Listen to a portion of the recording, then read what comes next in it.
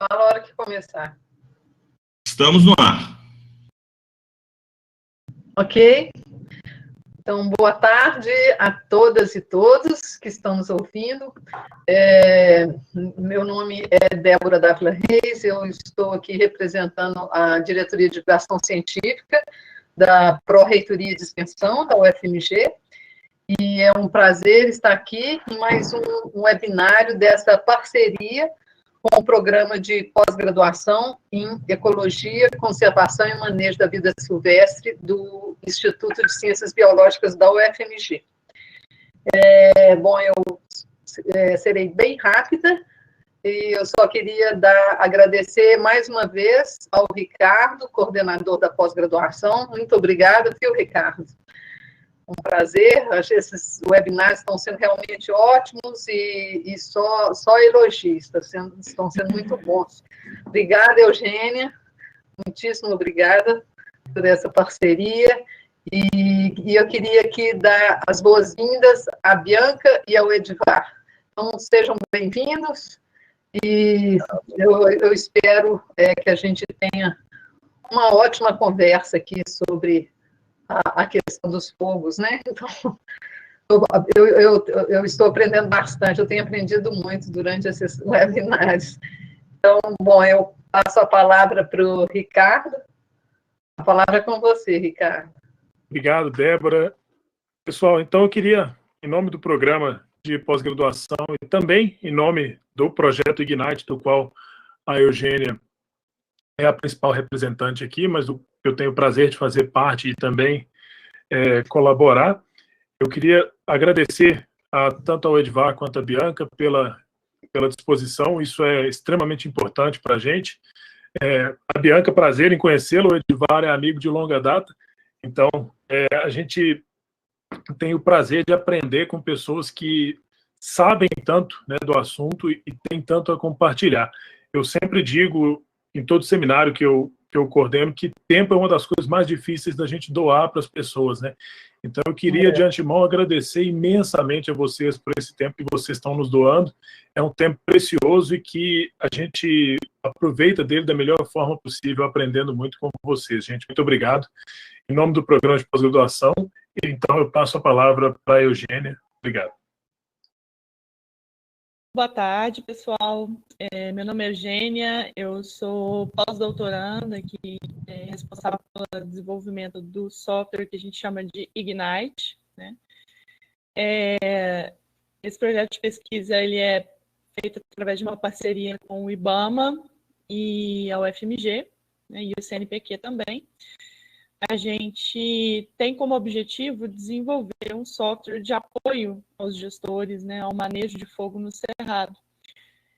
Esse software cumpre vários papéis, né, os principais objetivos seriam apoiar a tomada de decisão, auxiliar, né, na implementação do manejo integrado do fogo, sobre o qual a gente vai falar mais amplamente daqui a pouco, né? E seria essa implementação em outras unidades de conservação que ainda não implementaram, então a gente estaria apoiando essa implementação em outras áreas, por novos gestores, né, que ainda não têm a mesma experiência. Também a gente tem o objetivo de estimular, nortear e reunir pesquisas na área de ecologia do fogo, para que essas pesquisas possam subsidiar as decisões de manejo desses gestores, né? E, com isso, a gente ampliar o diálogo entre a gestão e a pesquisa para fortalecer a ideia do manejo adaptativo, né, que é aquele manejo cíclico, né, onde a gente aprende fazendo, né? A gente pratica, aprende, monitora e depois corrige as ações e assim vai. Então, a ideia do software seria, sabe bem por aí. Então, para a gente desenvolver esse software, quem seria o usuário seriam os gestores e também pesquisadores, né? Então, a gente precisa consultar e entender um pouco da demanda desses gestores, que são os nossos usuários, para a gente saber como desenvolver o software de forma que ele seja o mais útil, né? Uma ferramenta, de fato, que vai ajudar nessa implementação.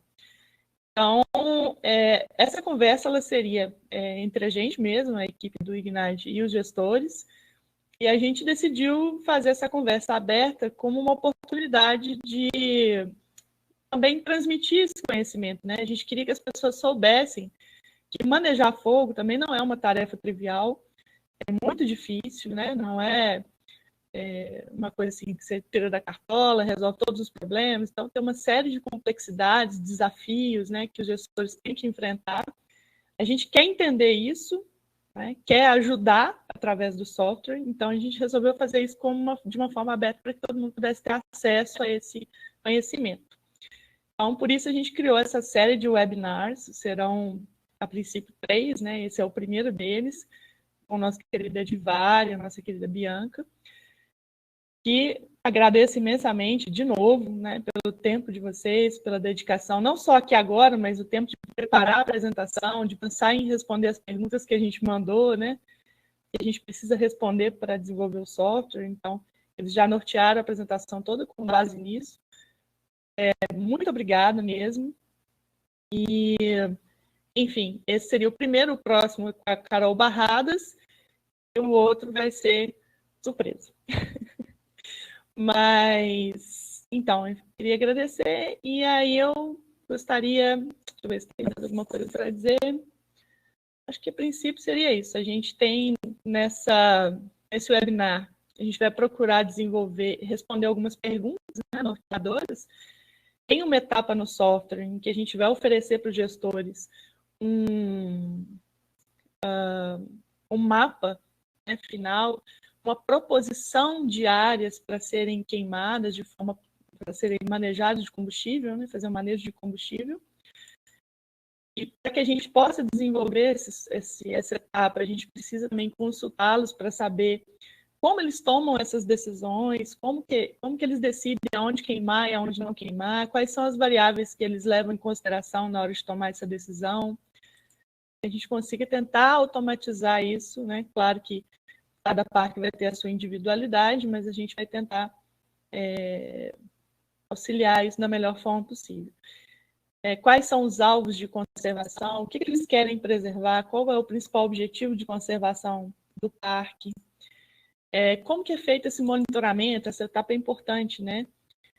Como que hoje é feito esse monitoramento das ações de manejo? Então, uma vez que a gente sabe como tem sido feito, a gente pode propor outras ações que possam melhorar mais ainda essas ações, né? Torná-las mais efetivas do que elas já são hoje.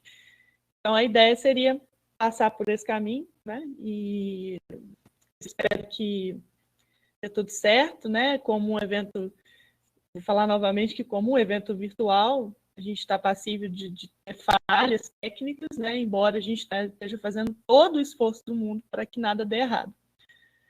Ok? Então, eu vou passar a palavra agora para a Bianca, sem mais delongas. Obrigada, Eugênia. Boa tarde a todos, né?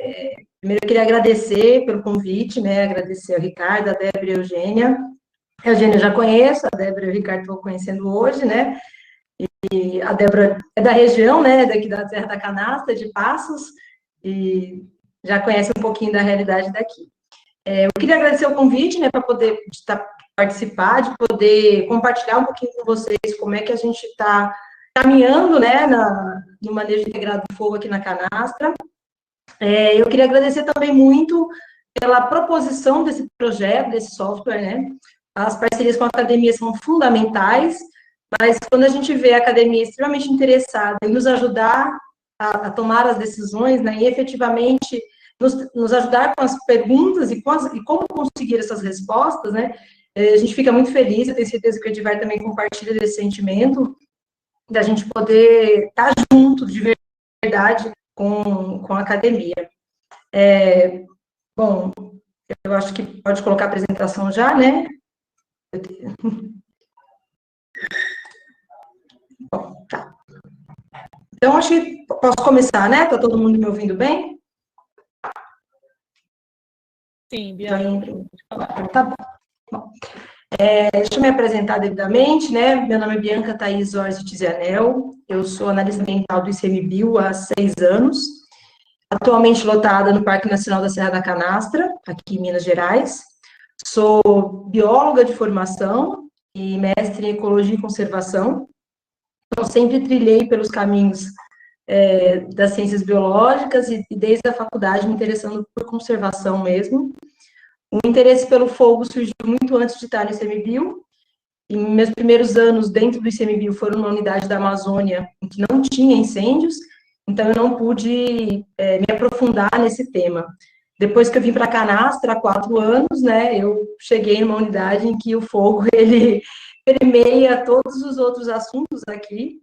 A gente não faz proteção, a gente não faz regulação fundiária, a gente não tem uso público, a gente não tem nenhuma outra agenda se a gente não estiver pensando no fogo junto, né?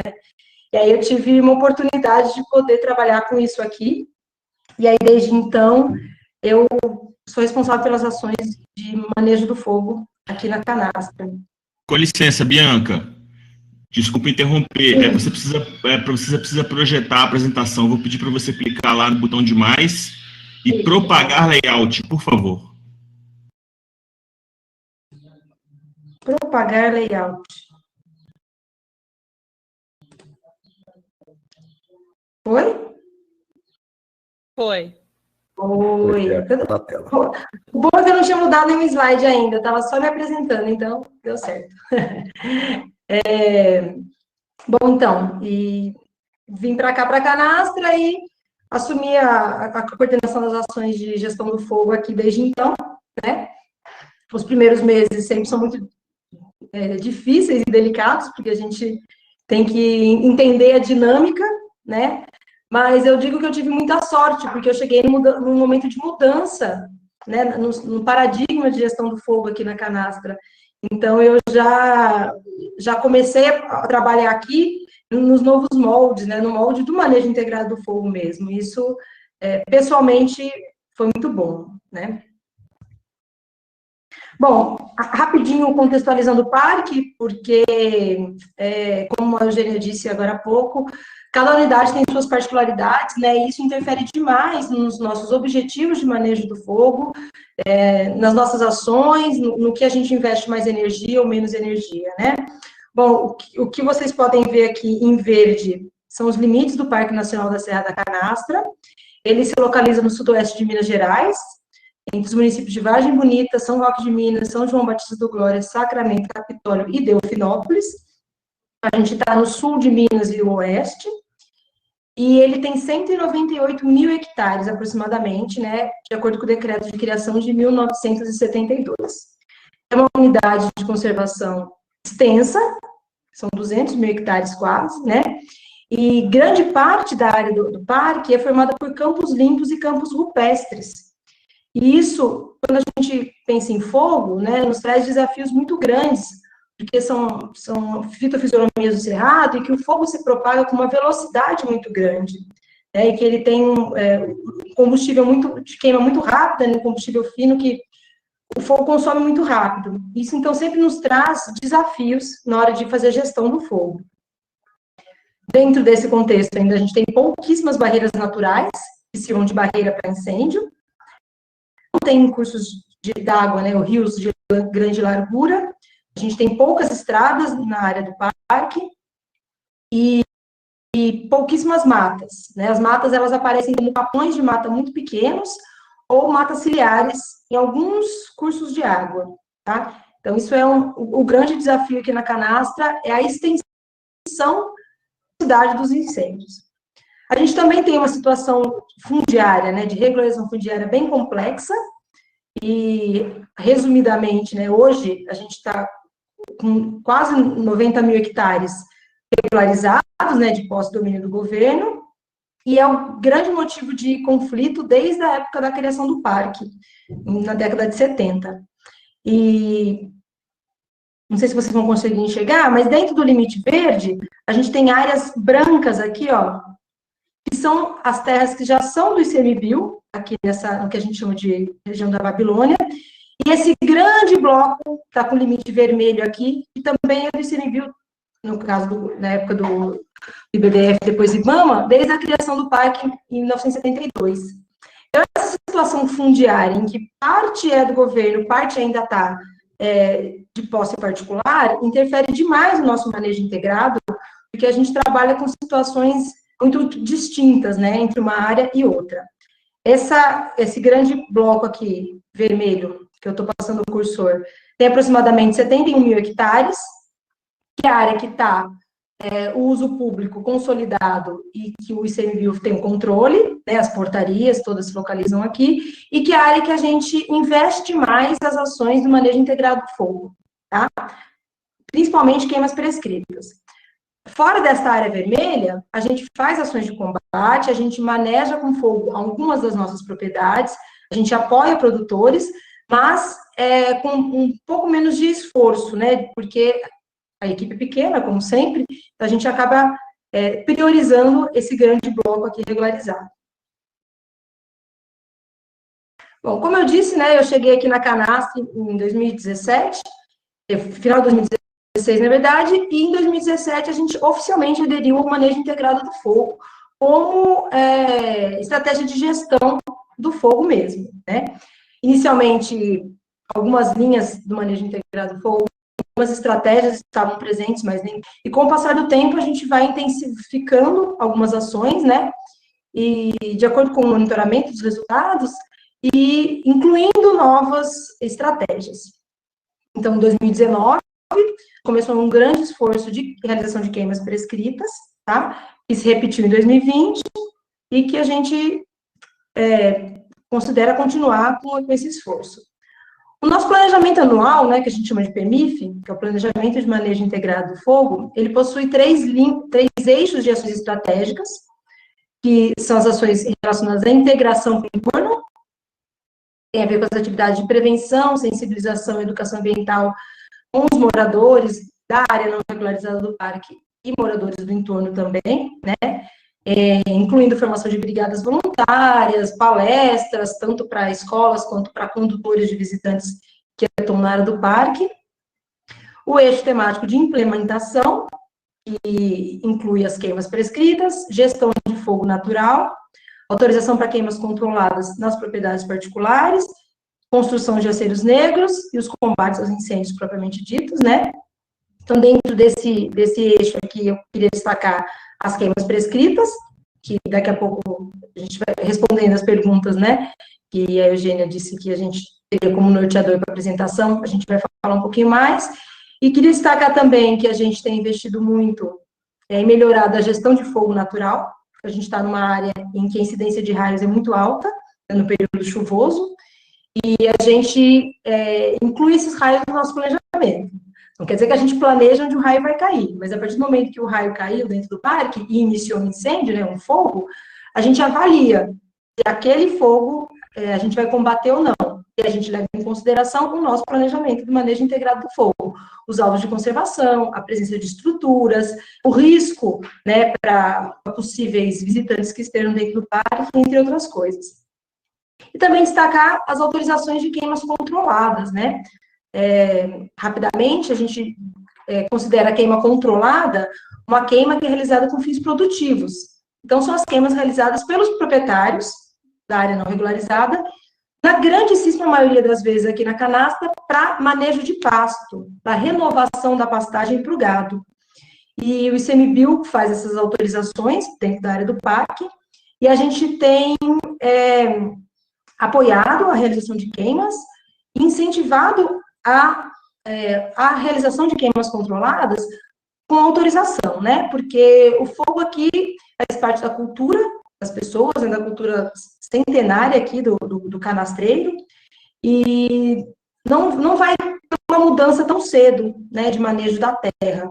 O fogo ainda, a queima ainda vai ser, por muito tempo, a ferramenta mais prática e efetiva que eles vão ter por aqui. Então, já que vai ter fogo, que seja um fogo feito de maneira legalizada, né, com autorização do órgão competente, que no caso do parque é o ICMBio, e que seja em consonância com o nosso trabalho aqui na região, né? Então, a gente faz vistorias para essa autorização e verifica se tem aceiros, verifica se o fogo não vai atingir matas e tudo mais, né? E isso tem nos trazido uma grande aproximação com as pessoas, né, com os proprietários, e que tem nos mostrado que esse é o caminho, né? É a aproximação com as pessoas, é o diálogo, a abertura de um diálogo sincero, que vai, talvez, mudar o que ainda precisa ser mudado. E o último eixo seria monitoramento e avaliação, né, das ações, então o mapeamento do acúmulo de combustível e da área atingida por fogo anualmente, os registros de campo, o estabelecimento de um protocolo de monitoramento, o apoio e acompanhamento das pesquisas científicas e a elaboração do relatório técnico no final de cada temporada de incêndio, né. Esse aqui é o nosso símbolo do manejo integrado do fogo, né. A ideia é unir, né, o ambiente, o homem, a fauna e a flora. Bom, com relação aos objetivos do manejo integrado do fogo aqui no Parque Nacional de Serra da Canastra, eu trouxe para vocês exatamente o que está no nosso planejamento, no nosso PMIF, tá? Então, o objetivo geral, diminuir a ocorrência de grandes incêndios para proteger alvos de conservação, ecossistemas sensíveis e espécies ameaçadas ou endêmicas. E como os objetivos específicos, reduzir o desgaste de equipamentos, alterar o regime do fogo, né, diminuindo a área atingida por incêndios tardios e aumentando a ocorrência de eventos precoces e modais, diminuir a ocorrência de grandes eventos, a gente considera que um grande evento, área queimada superior a 3 mil hectares, não se esqueçam que a nossa área tem 200 mil, e que por volta de uns 80, 85% desses 200 mil é campo limpo e campo rupestre, então um evento de 3 mil hectares ainda não por exemplo, o Cipó é algo gigantesco, né? E para a gente ainda está dentro do aceitável. Como objetivo específico também, reduzir o tempo médio de combate a incêndios, aprimorar a integração com o entorno, fortalecer a gestão participativa e o planejamento integrado com os moradores do território, quanto ao uso do fogo com seus diferentes propósitos, pecuária, conservação da biodiversidade, reabilitação da paisagem com fogo, manejo de fitofisionomias, e aprimorar o conhecimento sobre a dinâmica do fogo e seus efeitos sobre a unidade e o entorno. A gente não fala muito aqui ainda em diminuir a área atingida por fogo. A gente quer diminuir a área atingida por incêndios, né? Que é muito diferente, né? O incêndio é um fogo sem controle. Então, a gente quer que as áreas atingidas por incêndio sejam diminuídas, ao mesmo tempo em que a gente aumenta a área atingida por fogo precoce, né? Ou modal, que é essa queima que a gente faz no período chuvoso e na transição para a temporada seca, tá? E também, muito importante para a gente, é diminuir a ocorrência dos grandes eventos. A gente não quer que um evento aqui queime 27 mil hectares em 4 dias, como já foi bem comum no passado.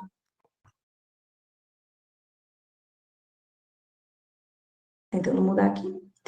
Bom, com relação aos alvos de conservação definidos para o parque, a gente tem as nascentes, especial atenção para a nascente histórica do Rio São Francisco e nascente do Araguari, que são nascentes de extrema importância, tanto a nível regional quanto nacional, quando a gente considera o Rio São Francisco. Conservação também, como alvo de conservação, as formações florestais, mata de encosta, de galeria e os capões de mata. Como eu disse, a gente tem pouco capão de mata aqui, pouca formação florestal, e essas formações, elas são muito sensíveis ao fogo, né? E também muito específicas. Existe a presença de espécies, tanto vegetais, né, obviamente, quanto animais, que só ocorrem nesses capões de matas e nessas matas de galeria de encosta. E, então, boa parte do nosso trabalho é feita pensando na proteção dessas matas. Proteger também os cerrados, estricto sensu, que estejam em regeneração, porque eles já foram muito afetados por incêndios no passado, e a gente vê claramente a regressão, né, do tamanho desses cerrados, dos efeitos danosos dos incêndios dentro deles. Então, a gente tem como alvo de conservação a preservação desses cerrados em regeneração. As lagoas secas, que são ambientes muito delicados e muito específicos, que possuem espécies endêmicas aqui, e que também, como estão secas na época que a gente está sem chuva, que é a época de ocorrência dos grandes incêndios, são áreas muito afetadas, né? Então, a gente também tem elas como alvo de proteção.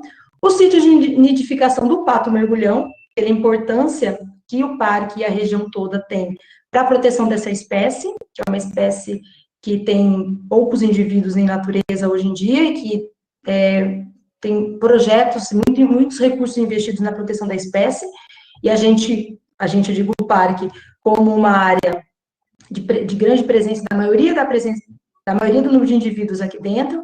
A gente também tem como proteção a nidificação do pato mergulhão, e hábitats de algumas espécies de aves migratórias endêmicas e mamíferos de médio porte, pensando muito na temporalidade, né, na coincidência da época em que ocorrem os grandes incêndios aqui e que a gente tem algumas espécies de mamíferos que estão com filhotes, né? Então, essa é a ideia dos alvos de conservação. Nessa imagem aqui, vocês podem ver a borda de uma mata. Essa aqui foi uma queima que a gente realizou em março desse ano e que ela naturalmente se extinguiu sozinha na beira da mata, né? Então, essa mata esteve protegida nessa temporada de incêndios por conta da queima que foi realizada em volta dela. Bom, como é que a gente define, né, quais são as áreas em que a gente realiza a queima prescrita? A gente faz um planejamento no final da temporada de incêndios, então, no próximo mês, né, entre novembro e começo de dezembro, é o nosso momento de planejamento das queimas prescritas. A gente define elas baseadas nos objetivos do nosso PMIF, obviamente, na presença de alvos de conservação, e a gente utiliza o mapa de acúmulo de combustível para saber quais são as áreas que estão com mais presença de combustível seco ou não, que são as áreas de maior risco de ocorrência de incêndios para a próxima temporada. A gente utiliza as áreas que foram atingidas por fogo na temporada, no ano atual, né? Então, tanto incêndios quanto fogo natural causado por raio, tanto do ano presente quanto dos anos anteriores.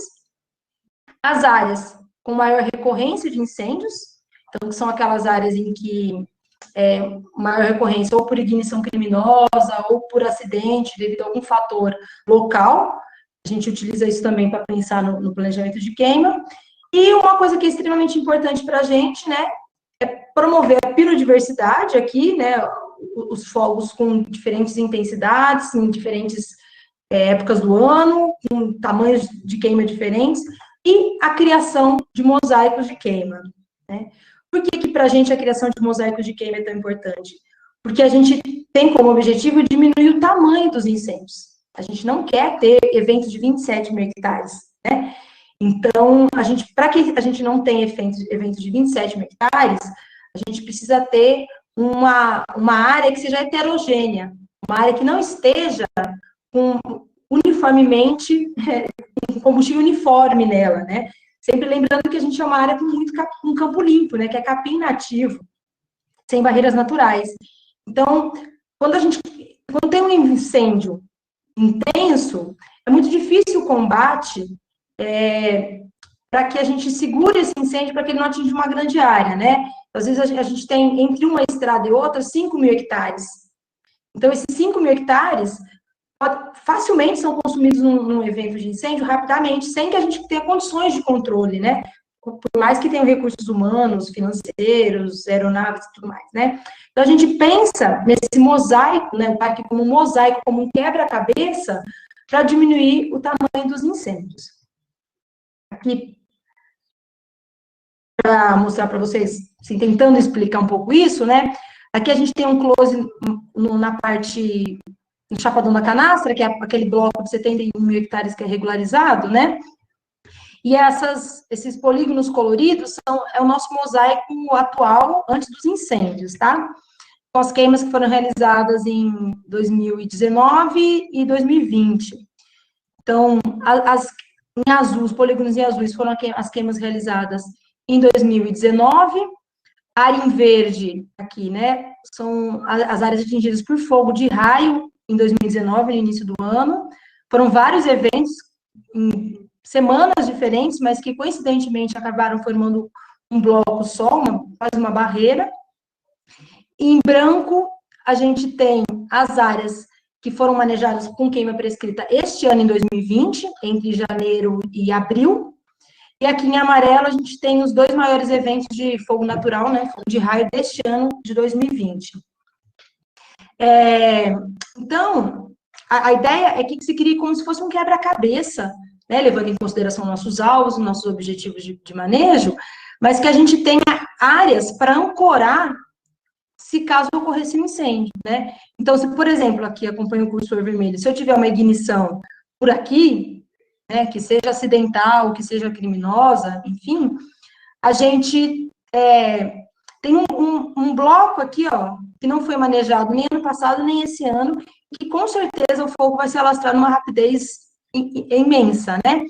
Então, a gente tem como eu posso dizer, tem a certeza, né, tem a tranquilidade de poder pensar esse incêndio levando em consideração as barreiras que foram criadas por nós, né, através dessas queimas prescritas que são realizadas numa época em que o fogo não traz tantos danos à vegetação e levando em consideração que a gente está numa área de cerrado em que a ocorrência do fogo faz parte da evolução do ambiente, né? Para vocês terem ideia, né, a importância desse mosaico, um incêndio que teve em agosto de 2018, ele queimou 13 mil hectares nas primeiras 24 horas dele, sendo que a detecção fazia meia hora de fogo, né?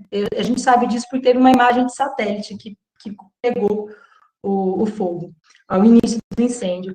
Então, como, né, que a gente vai conseguir controlar um fogo nessa velocidade? Né? 13 mil hectares em 24 horas, com um combate que se iniciou quase imediatamente.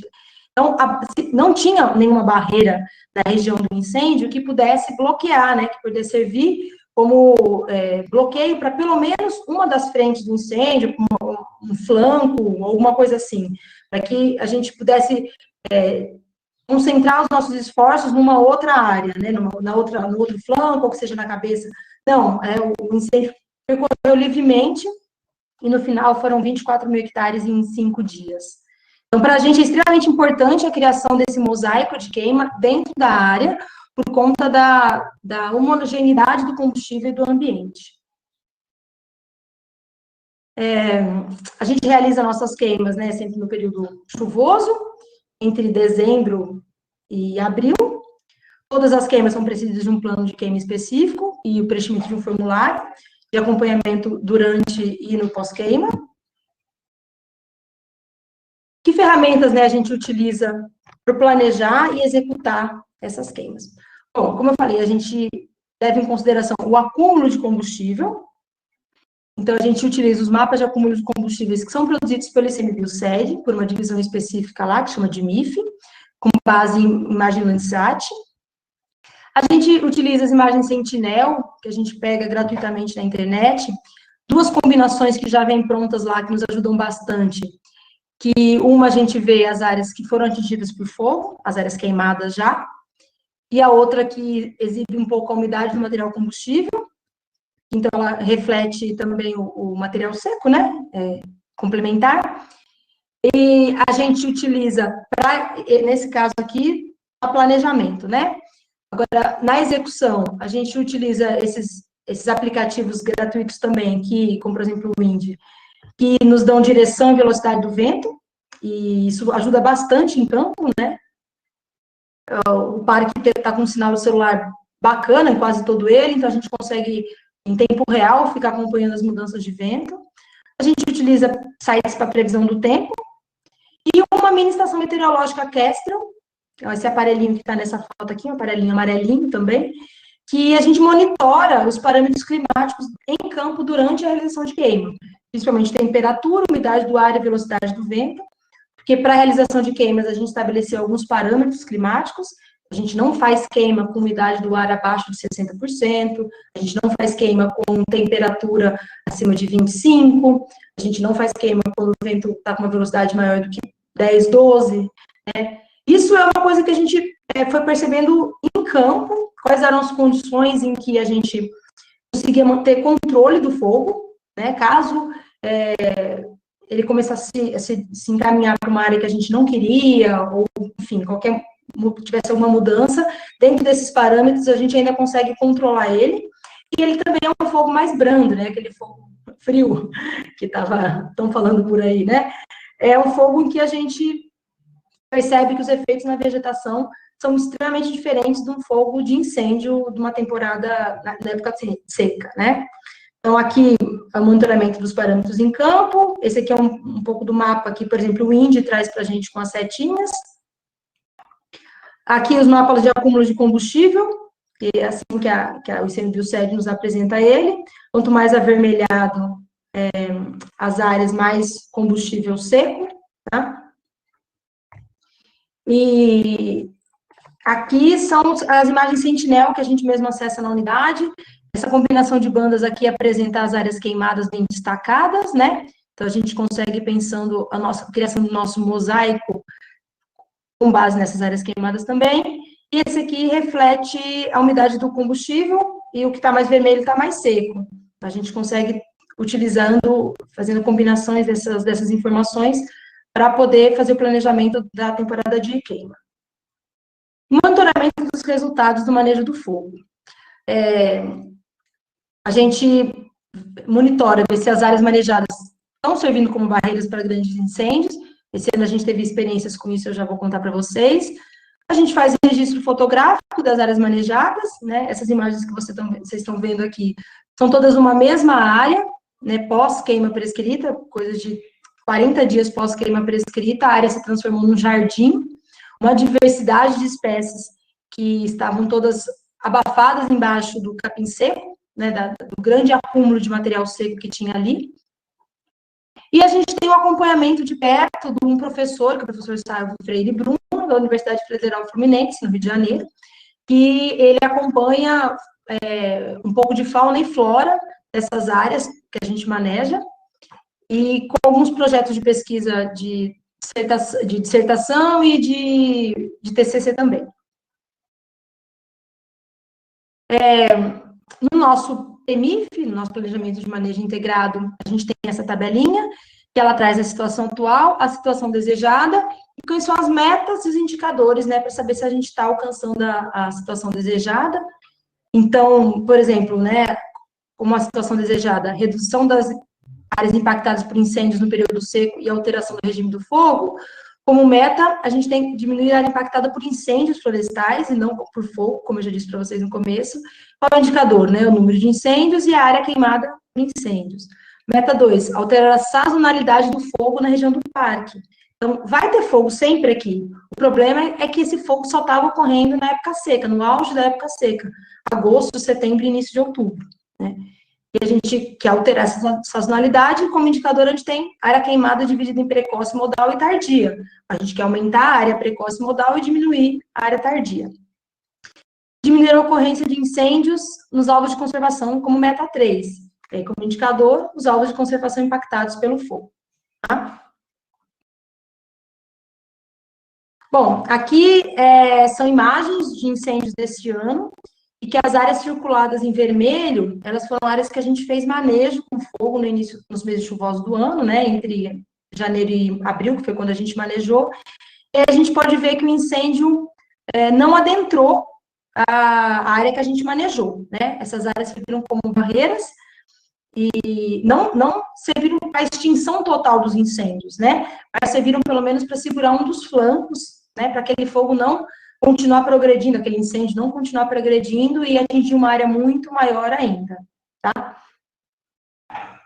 E essa aqui tá um pouco embaçada, essa foto aqui, mas eu tentei contornar aqui a área também manejada e aqui também, né? E essas áreas que foram manejadas, na pior das hipóteses, elas serviram como ilhas, né, de refúgio durante o incêndio. Refúgio de fauna, né, e matriz de repovoamento de flora, caso a gente tenha a morte das espécies aqui da área incendiada, e no pós-incêndio serviram como uma disponibilidade, né, uma área de disponibilidade de alimentos e de água limpa para a fauna sobrevivente. Então, a gente percebe isso como um resultado bem positivo e está funcionando, né, as queimas prescritas funcionando como áreas de refúgio de barreiras. Aqui eu trouxe imagens de outros incêndios também, a gente teve uma temporada bem animada esse ano por aqui também, e a área circulada foram as áreas que foram manejadas com fogo, que vocês podem ver que os incêndios, eles pararam nessas áreas manejadas aqui. Às vezes, o fogo, se ele está com uma intensidade muito alta, ele acaba entrando e queimando um pouquinho, principalmente nessa imagem aqui que eu estou com o cursor, porque esse aqui foi o nosso último grande incêndio desse ano, já foi agora na primeira semana de outubro, e o capim da área manejada já estava seco, né, as condições climáticas extremas, e aí o incêndio acabou entrando um pouquinho na área manejada, mas com uma intensidade infinitamente menor do que ela estava no incêndio, um combate muito fácil, na verdade, extinção natural na maior parte, né, dessas linhas que entraram na área manejada. Aqui eu trouxe para vocês a comparação de uma situação, né, a gente esse ano fez o manejo com fogo da área da nascente histórica do Rio São Francisco, era uma área que estava com um acúmulo de combustível imenso, a última vez que o fogo entrou lá foi em 2014, num incêndio muito intenso, e esse incêndio de 2014, ele queimou quase toda a mata que tem na beira da nascente ali, histórica, e muito danoso, realmente ele foi, né? Desde 2014 para cá, não tinha fogo mais na região. E é uma área de campo limpo e campo rupestre, né? Então, o combustível estava extremamente acumulado, e esse ano a gente conseguiu fazer o manejo lá, aproveitou ainda as chuvas, aproveitou a pandemia, né? Que o parque estava fechado, então o impacto visual foi nulo, né, o parque continua fechado, essa região, então não teve impacto visual para os visitantes. Então, aqui em cima vocês podem comparar, né, foto quase do mesmo ângulo, do incêndio de 2014 e da área de manejo, do fogo de manejo de 2020, né, a mata continua preservada aqui, a gente vê verde, né, aqui a gente só vê preto. Embaixo a mesma coisa, consumo total da vegetação no incêndio de 2014, e no manejo em 2020, o fogo consumiu realmente somente o que estava seco e acumulado. Bom, a gente tem aqui um gráfico, né, da área queimada do parque de 2010 até 2019. Aqui a escala do lado esquerdo, 100 mil hectares, pra vocês terem ideia. Então, a gente anualmente, né, pode ter beirando os 90 mil hectares queimados na área do parque. A gente vivia um ciclo bianual de fogo, um ano queimava pouco, o outro ano queimava muito. Um ano queimava pouco, o outro ano queimava muito, né? E em 2017, a gente vem com a implementação das ações, né, com a melhoria das relações com o entorno, com a alteração da gestão do fogo, a gente vem quebrando esse ciclo bianual de fogo. A gente vem aumentando, né, as queimas prescritas, que é essa linha azul, e a gente vem aumentando também as queimas controladas, né, autorização de queimas controladas pelos proprietários. O biênio, né, 2018, 2019 foi muito bacana, a gente teve diminuição da área atingida por fogo total, diminuição da área atingida por incêndios também. Agora, 2020, ele não está nesse gráfico ainda, mas uma estimativa da gestão, a gente vai ter em torno de 70 mil hectares de área atingida por fogo na canastra, foi bastante, né? Mas, desses 70 mil, tem que considerar que 11 mil foram queimas prescritas que nós realizamos na época chuvosa, por volta de 3.100 são queimas controladas autorizadas para os proprietários. Então, a gente tem 14 mil, pelo menos, né, aqui, de área atingida por fogo, mas de fogo controlado e manejado, tá? E aí, a área atingida por incêndio vai ser por volta de 56 mil hectares, eu acredito. Foi um ano intenso, né, no Brasil como um todo, com condições climáticas bem adversas, mas, enfim, né, a gente ainda está, como a gente brinca, né, esse gráfico, ele não está pronto, né, ele está em construção todos os anos, e ele deve se estabilizar aqui em torno de uma área atingida por fogo dos 40, 50 mil hectares por ano. Bom, e finalizando já, quais as principais demandas e desafios que a gente vê nesse processo? Pessoalmente, para mim, né, que venho conduzindo aqui na unidade isso, é o aprender fazendo, né? A gente precisa se livrar, né, de muitas, da rigidez em que a gente traz da academia, né, dos processos burocráticos dentro da gestão pública, e dar a cara a tapa, literalmente, e entender que o manejo integrado do fogo em unidades de conservação no Brasil, ele ainda está sendo desenvolvido, a gente não tem respostas, né, a gente tem perguntas, e a gente não pode ficar parado esperando as respostas surgirem antes da gente começar a fazer. Primeiro, que as respostas não vão surgir se a gente não começar, né, E segundo, que o ambiente está ali, né? Os incêndios estão ocorrendo anualmente, né? E eu tenho a certeza de que nada do que a gente faça é pior do que um incêndio aqui de setembro. Isso eu dou minha cara a tapa, assino embaixo, o que vocês quiserem, porque a intensidade do fogo, a velocidade, a extensão das áreas é uma coisa, assim, inacreditável quase, né? E as nossas queimas prescritas, elas são todas muito mais delicadas do que isso. Como desafio também, e uma demanda, é estabelecer um protocolo de monitoramento efetivo e contínuo das áreas manejadas. A equipe é pequena, né? Então, a gente não tem pernas e braços para estabelecer esse protocolo e fazer ele funcionar. Estamos com dificuldade também para entender qual a janela de queima para o cerrado senso estricto. Então, os cerrados em que eles estão precisando de um fogo para consumir o combustível acumulado embaixo deles, a gente não está descobrindo a janela ainda. Ou não queima, ou na semana seguinte já queima demais, né? Então, essa delicadeza, né, essa sutileza de entender quando queimar cada tipo de fitofisionomia é uma coisa que a gente vai descobrindo com o tempo. E para o cerrado a gente ainda está tentando entender. A gente tem um grande desafio, que é a nossa área que é historicamente mais atingida por incêndio, que é uma área que quando a gente tem fogo ali, o fogo se desloca muito rápido. Aquela situação que eu comentei, em 2018 a gente teve 13 mil hectares em 24 horas, e é um incêndio que chega na nossa zona intangível, e que queima toda a zona intangível do parque, que dentro do zoneamento da unidade de conservação, essa zona intangível ela é dedicada à proteção pura, né? Onde a gente não tem atividades de visitação, a gente não tem estradas, e aí é um incêndio que atinge essa zona intangível. É uma ignição geralmente criminosa, e que a gente ainda precisa entender melhor e conseguir pensar no manejo que seja efetivo para essa área, para diminuir a ocorrência desses grandes conflitos. E também esse incêndio, ele sempre ultrapassa os limites da UC, ele sai do parque e acirra os conflitos, né, com toda razão. E, por último, a falta de um acompanhamento acadêmico mais frequente. A gente tem o professor Sávio, né, só que é do Rio de Janeiro, ele não consegue estar presente em todas as queimas.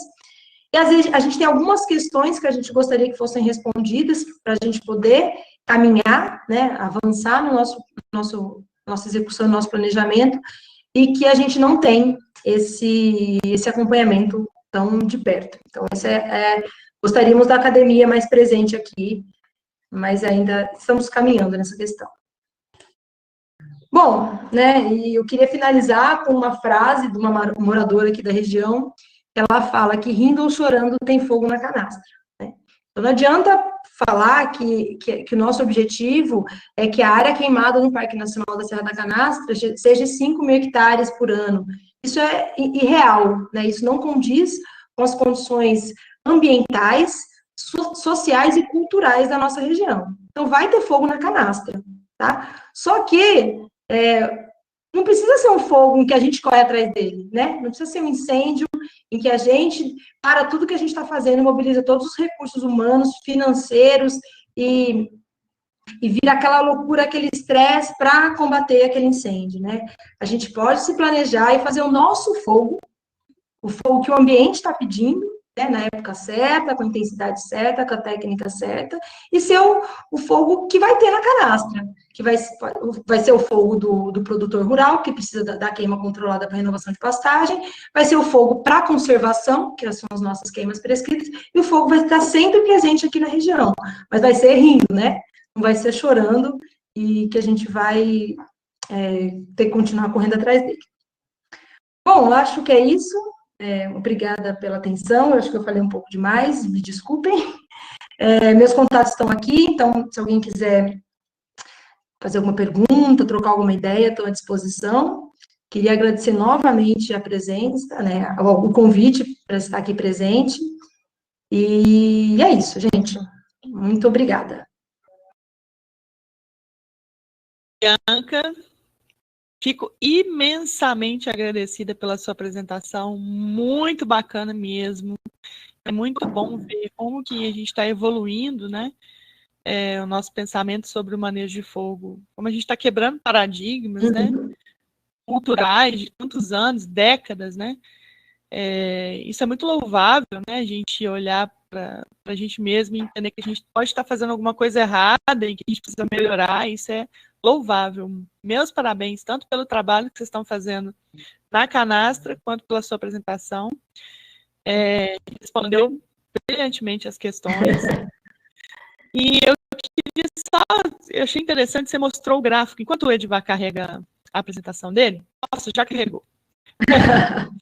Só fazer uma observação, você mostrou aí um gráfico, aquele gráfico de barras, com a área queimada por incêndios, né? A gente via que em 2010 tinha uma área enorme queimada, 2011 caiu, 2012 enorme de novo, 2013 caiu, não foi isso?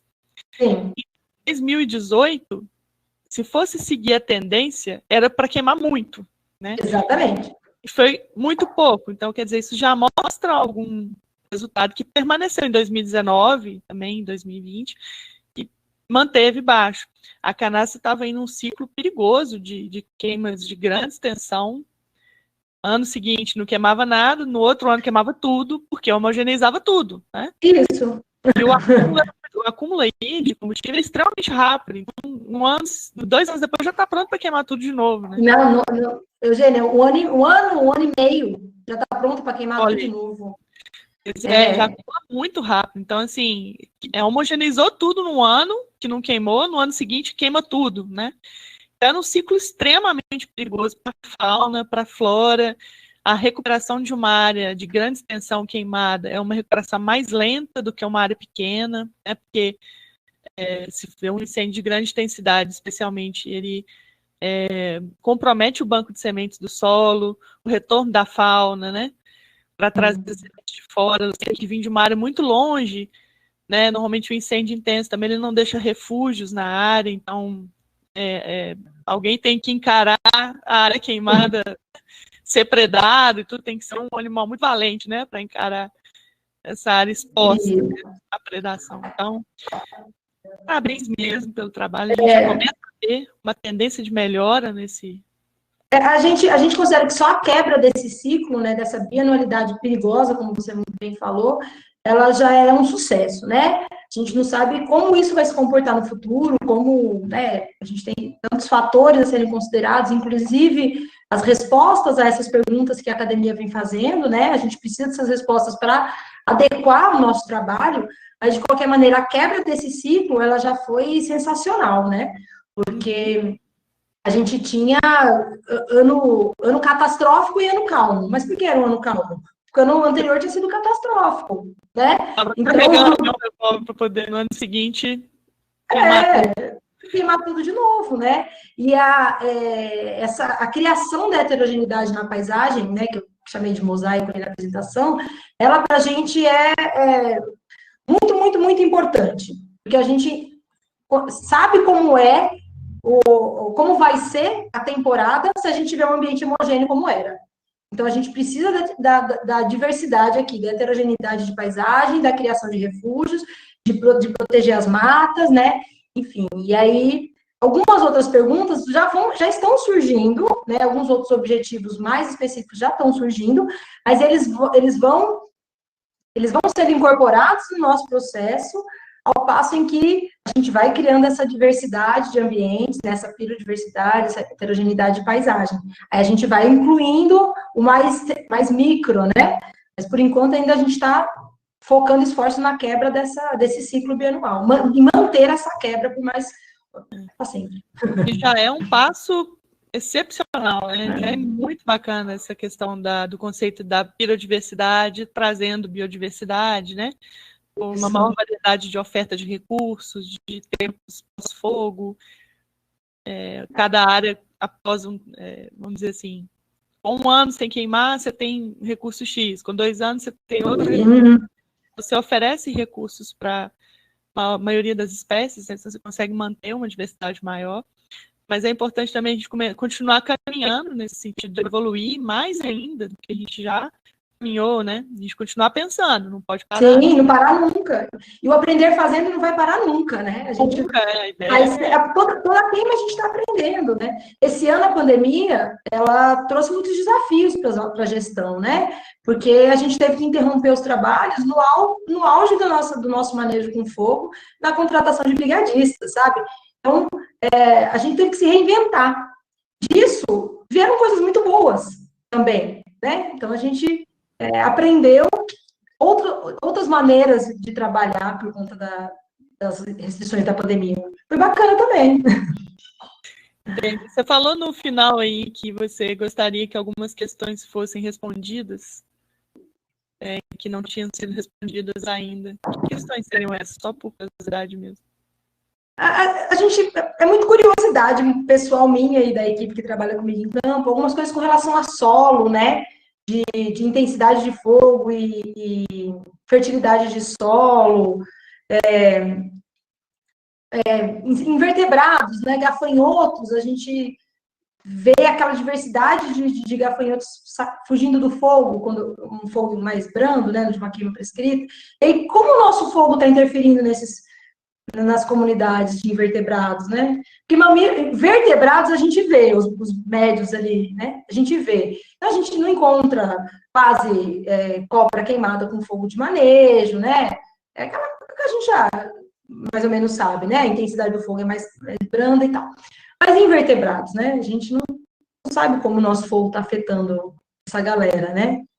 Olha que bacana, dentro do Ignite a gente tem uma proposta que é tentar encontrar os melhores indicadores para a gente saber se aquele manejo está de fato atendendo a maior parte das espécies, né? Então a gente pensou, quais seriam esses indicadores? Talvez aquelas espécies que pudessem ser mais vulneráveis ao fogo. Então, entre os invertebrados que desempenham um papel fundamental no equilíbrio do ecossistema, né? E que a gente às vezes tende a pensar pouco neles, invertebrados, né?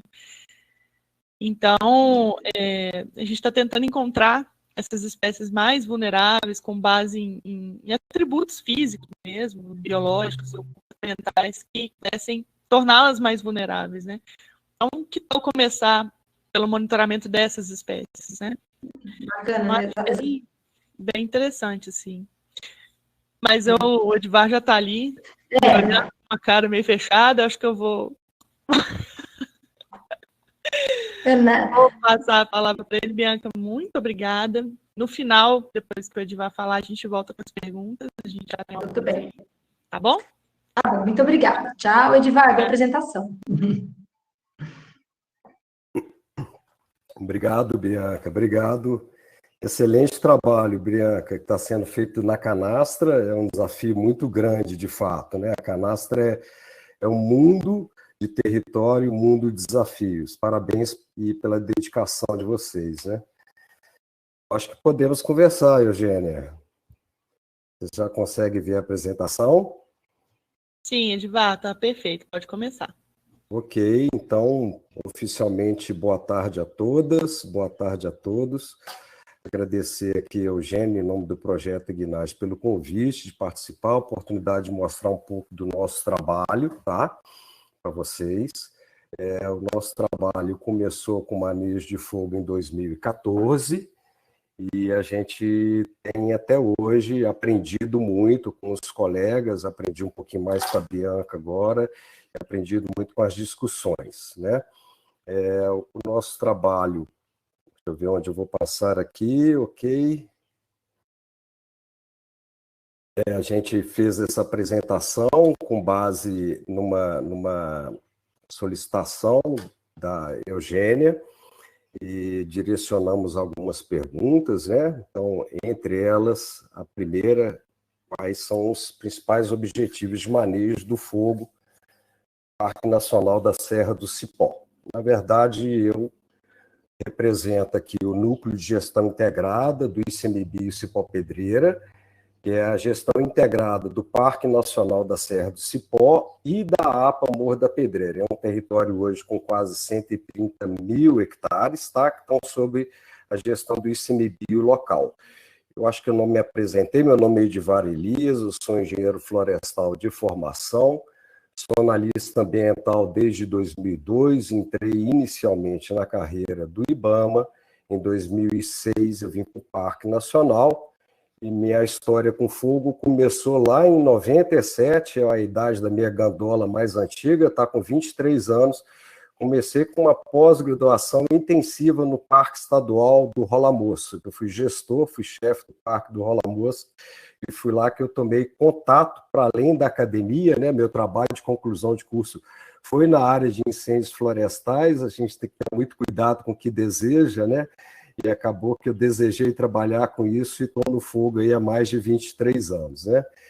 Então, só respondendo essa pergunta especificamente, a gente tem no parque alguma situação que não é uma situação desejável. A gente tem grandes áreas atingidas por incêndios anualmente, o que a Bianca colocou muito bem, né?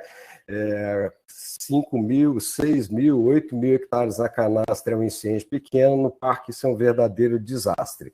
Nós estamos falando de uma área na canastra de 200 mil hectares contra uma área na Serra do Cipó de 31 mil hectares, então representa muito. O que queimou esse ano na canastra queimaria alguma coisa parecida que 2/3 do parque inteiro, né? Então, o nosso grande objetivo é a redução desses grandes incêndios. É o nosso primeiro trabalho do manejo. O objetivo principal, tentar reduzir os grandes incêndios e alterar o regime do fogo. Esse fogo que acontece muito no mês de setembro, no mês de outubro, a gente tem tentado com queima prescrita fazer a queima precoce, mas a gente vê que nós temos que trabalhar muito mais e trabalhar com as pessoas que nos cercam para que elas também alterem o regime do fogo. Senão, vai ser um trabalho muito grande para manejar e um trabalho que pode ser perdido muito rapidamente. Para um segundo passo, um objetivo um pouco mais avançado, é trabalhar com fogo já como ferramenta de conservação, principalmente por causa das áreas florestais. É interessante porque eu estou aqui participando de uma discussão sobre oportunidades de manejo de fogo no Cerrado, e o parque está ali com metade Cerrado, metade Mata Atlântica. Então, a gente ainda tem o desafio de trabalhar com esse ambiente que é muito sensível ao fogo, que são fisionomias florestais. Então, é uma importância muito grande. A gente tem observado, e através de depoimentos de moradores antigos da região, que notam que essas matas estão ficando cada vez mais reduzidas por efeito do fogo nas suas bordas, né? Então, nossos dois grandes objetivos, reduzir esse grande volume de áreas queimadas e também tentar trabalhar com o fogo como uma ferramenta de conservação. A próxima questão aí, quais são os alvos de conservação, né, que a gente tem estabelecidos para a Serra do Cipó? Essa foi uma pergunta que a gente se fez em 2019, e quando a gente fez essa pergunta para a gente mesmo, surgiu uma série de outras perguntas, né? Entre elas, quais são as áreas prioritárias para a conservação nas unidades de conservação, tanto no Parque Nacional quanto na APA Morro da Pedreira? Quais as espécies-chave devemos conservar? E também qual é o recurso natural ou paisagístico que deve ser salvaguardado? Quando a gente fala em conservar recursos paisagísticos, alguém tem até um arrepio, né? Porque às vezes aquela bela paisagem do parque, a gente ter fogo para manter na frente uma gramínea, não deixar a floresta sair para se não perder aquela paisagem. Lembrando que a gente está em um parque que o valor cênico é muito importante. Então, tem todos esses componentes do manejo que a gente deve levar em consideração, principalmente quando a questão paisagística também tem um valor, né? Haja vista que nós estamos inseridos dentro de uma região que tem como turismo a sua principal renda, né? Então, além da diversidade biológica, a gente também pensa na diversidade da paisagem e também, mais além, na diversidade cultural, na manutenção do modo de vida, inclusive com o uso do fogo. Nossa próxima questão foi responder a essas perguntas. Então, em 2019, nós fizemos um seminário só para discutir. Eu não espero que vocês consigam ler cada uma dessas linhas, esse é só o esqueleto do seminário, e a gente trabalhou junto, inclusive, eu acredito, com muitas pessoas que estão nos assistindo agora, contribuiu para a definição dessas áreas prioritárias que seriam os nossos alvos de conservação. Então, está aí um retrato do que ficou o quadro no final do seminário. Eu deixei propositalmente nesse formato de oficina, né? Mas chegamos à conclusão que a nossa prioridade número 1 estariam nas formações florestais, serem as formações florestais, a vegetação sensível ao fogo. A gente teve um incêndio em 2012, que adentrou em algumas áreas e passou, às vezes, 10, 15 minutos no tronco de algumas árvores para que essas árvores chegassem à mortalidade alta, né? Então, os ambientes florestais foram considerados o principal de conservação. Depois entrou juntamente o campo rupestre. O campo rupestre, até pela falta de conhecimento, inclusive acadêmico, que a gente tem no campo rupestre, a gente não quer correr o risco de perder a diversidade dessas áreas antes de conhecê-las, né? Então, é importante para a gente, nesse momento, também preservar o campo rupestre. Tem toda a conservação de fauna, de flora e de recursos hídricos de uma maneira geral. Mas, na oficina, nós entendemos que a gente, conservando os ambientes florestais, a gente conseguiria conservar não só recursos hídricos, também como conservar a fauna. E duas coisas que apareceram de uma forma muito interessante nesse seminário é a manutenção da forma tradicional das pessoas que ocupam o nosso território e também da manutenção das pinturas rupestres. Nós estamos numa área onde o patrimônio arqueológico é muito grande. Não, via de regra, os incêndios destroem essas pinturas rupestres, principalmente. O próximo ponto foi o que a gente leva em consideração para realizar o manejo, né, dessas áreas, para além da questão do combustível, do acúmulo de combustível seco, né? Então, o que a gente utiliza para escolher as áreas de manejo além do combustível seco? Então, como a Bianca bem apresentou, a DIMIF, nossa divisão de mapeamento do Instituto Chico Mendes, da colega lá, Kelly Rezende, ela fornece para as unidades de conservação um mapa de acúmulo, e além do mapa de acúmulo, a gente tem uma série de subsídios, né? Quais são esses subsídios? Bom, o primeiro são os próprios alvos de conservação. A gente definiu, então tem aqui representado algumas formações florestais dentro do Parque Nacional. Diretamente, os alvos de conservação são prioridades, são levados em consideração. Também a gente leva em consideração a classificação da vegetação. Tá? Então, olhando o mapa de acúmulo, a gente consegue olhar para a classificação da vegetação e ver que tipo de vegetação dando prioridade à gramínea, porque as gramíneas elas são mais suscetíveis ao fogo. Tá? Então, a gente cruza essa informação também com a classificação de vegetação. A gente utiliza também a caracterização do regime de fogo. Essa ilustração aí foi feita, inclusive, pela Eugênia. Obrigado, Eugênia. Ela continua útil até hoje.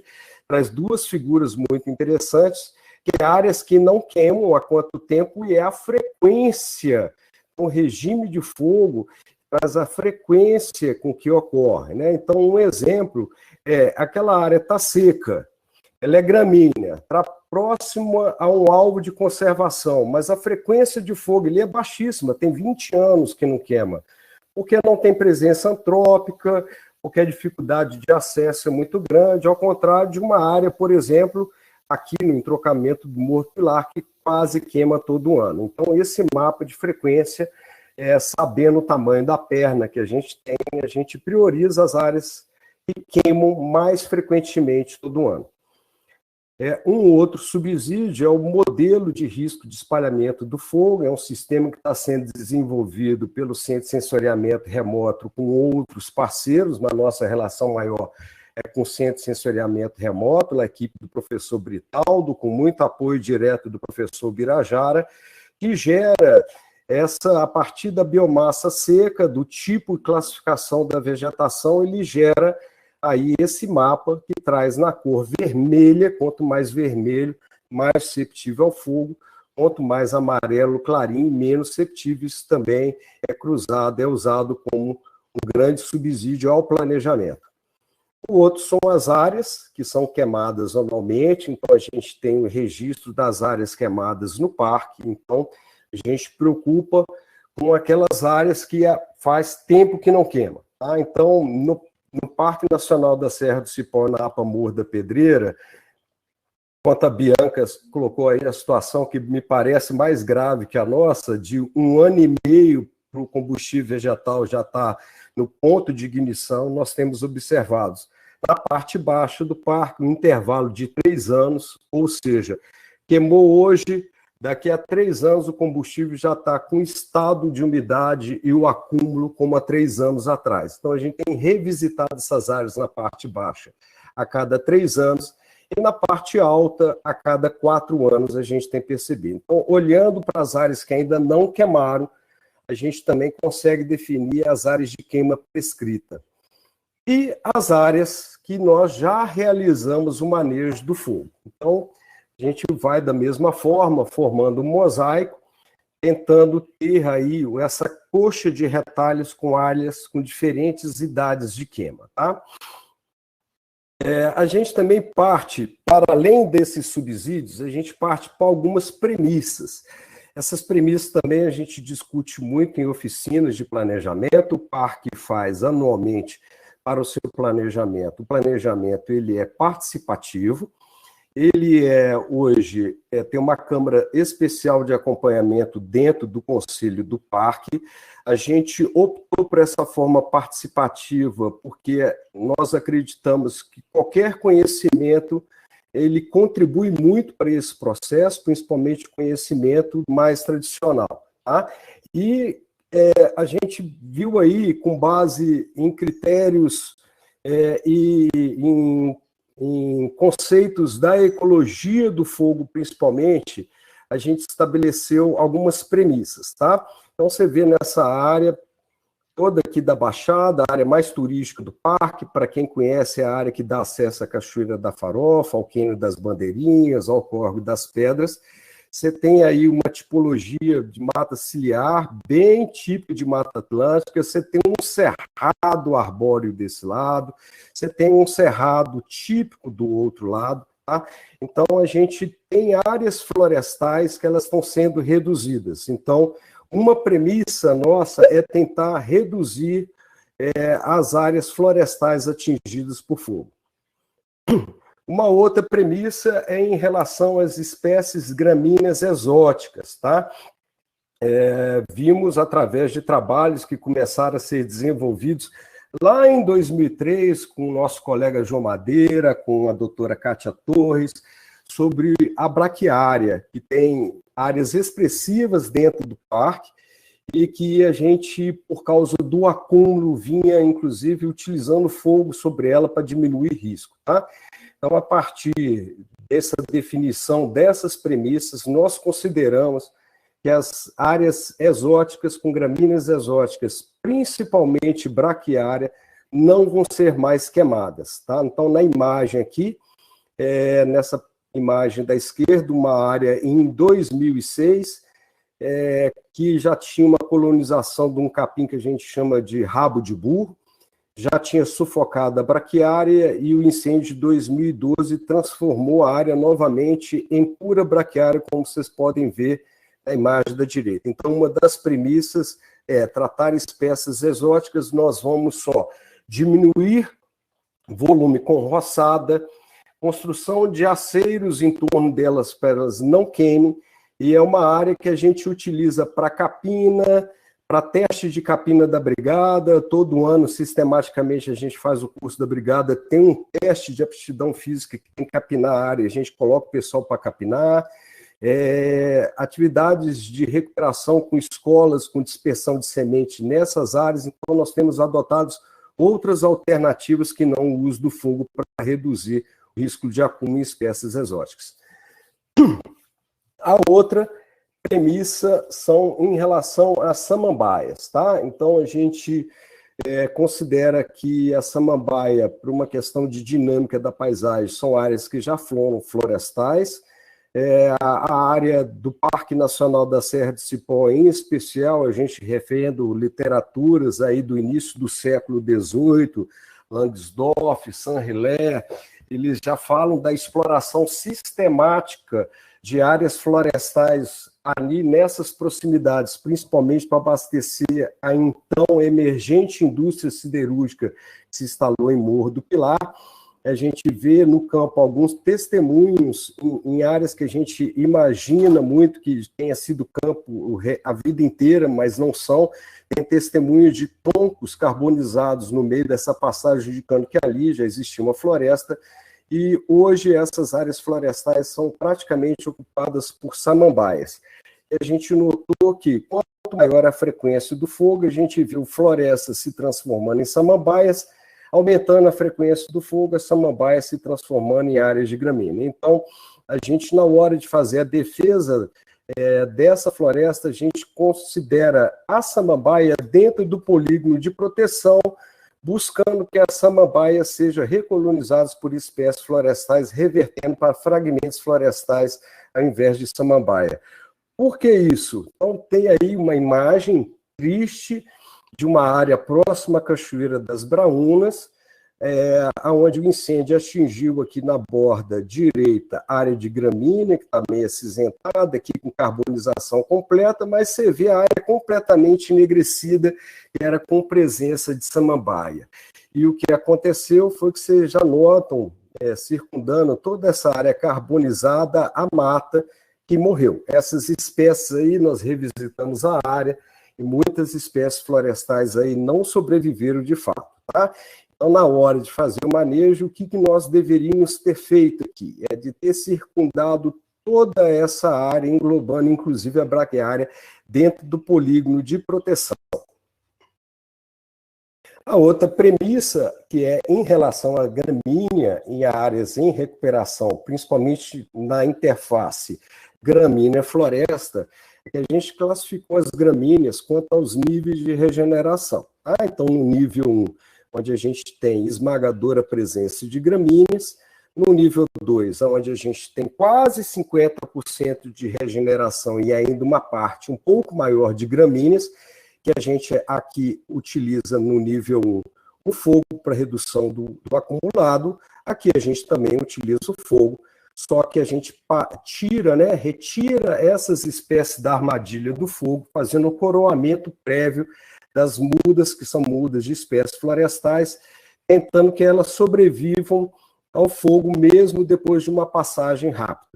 E o nível 3, quando a gente já começa a ter aqui a presença de mais de 50% de regeneração, a opção é de não mais queimar essas áreas e incorporar essas áreas dentro do polígono de proteção das florestas, tá?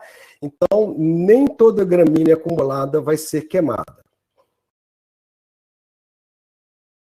Uma outra premissa é entender que o parque tem praticamente 2 ambientes distintos, uma parte baixa, uma parte mais alta.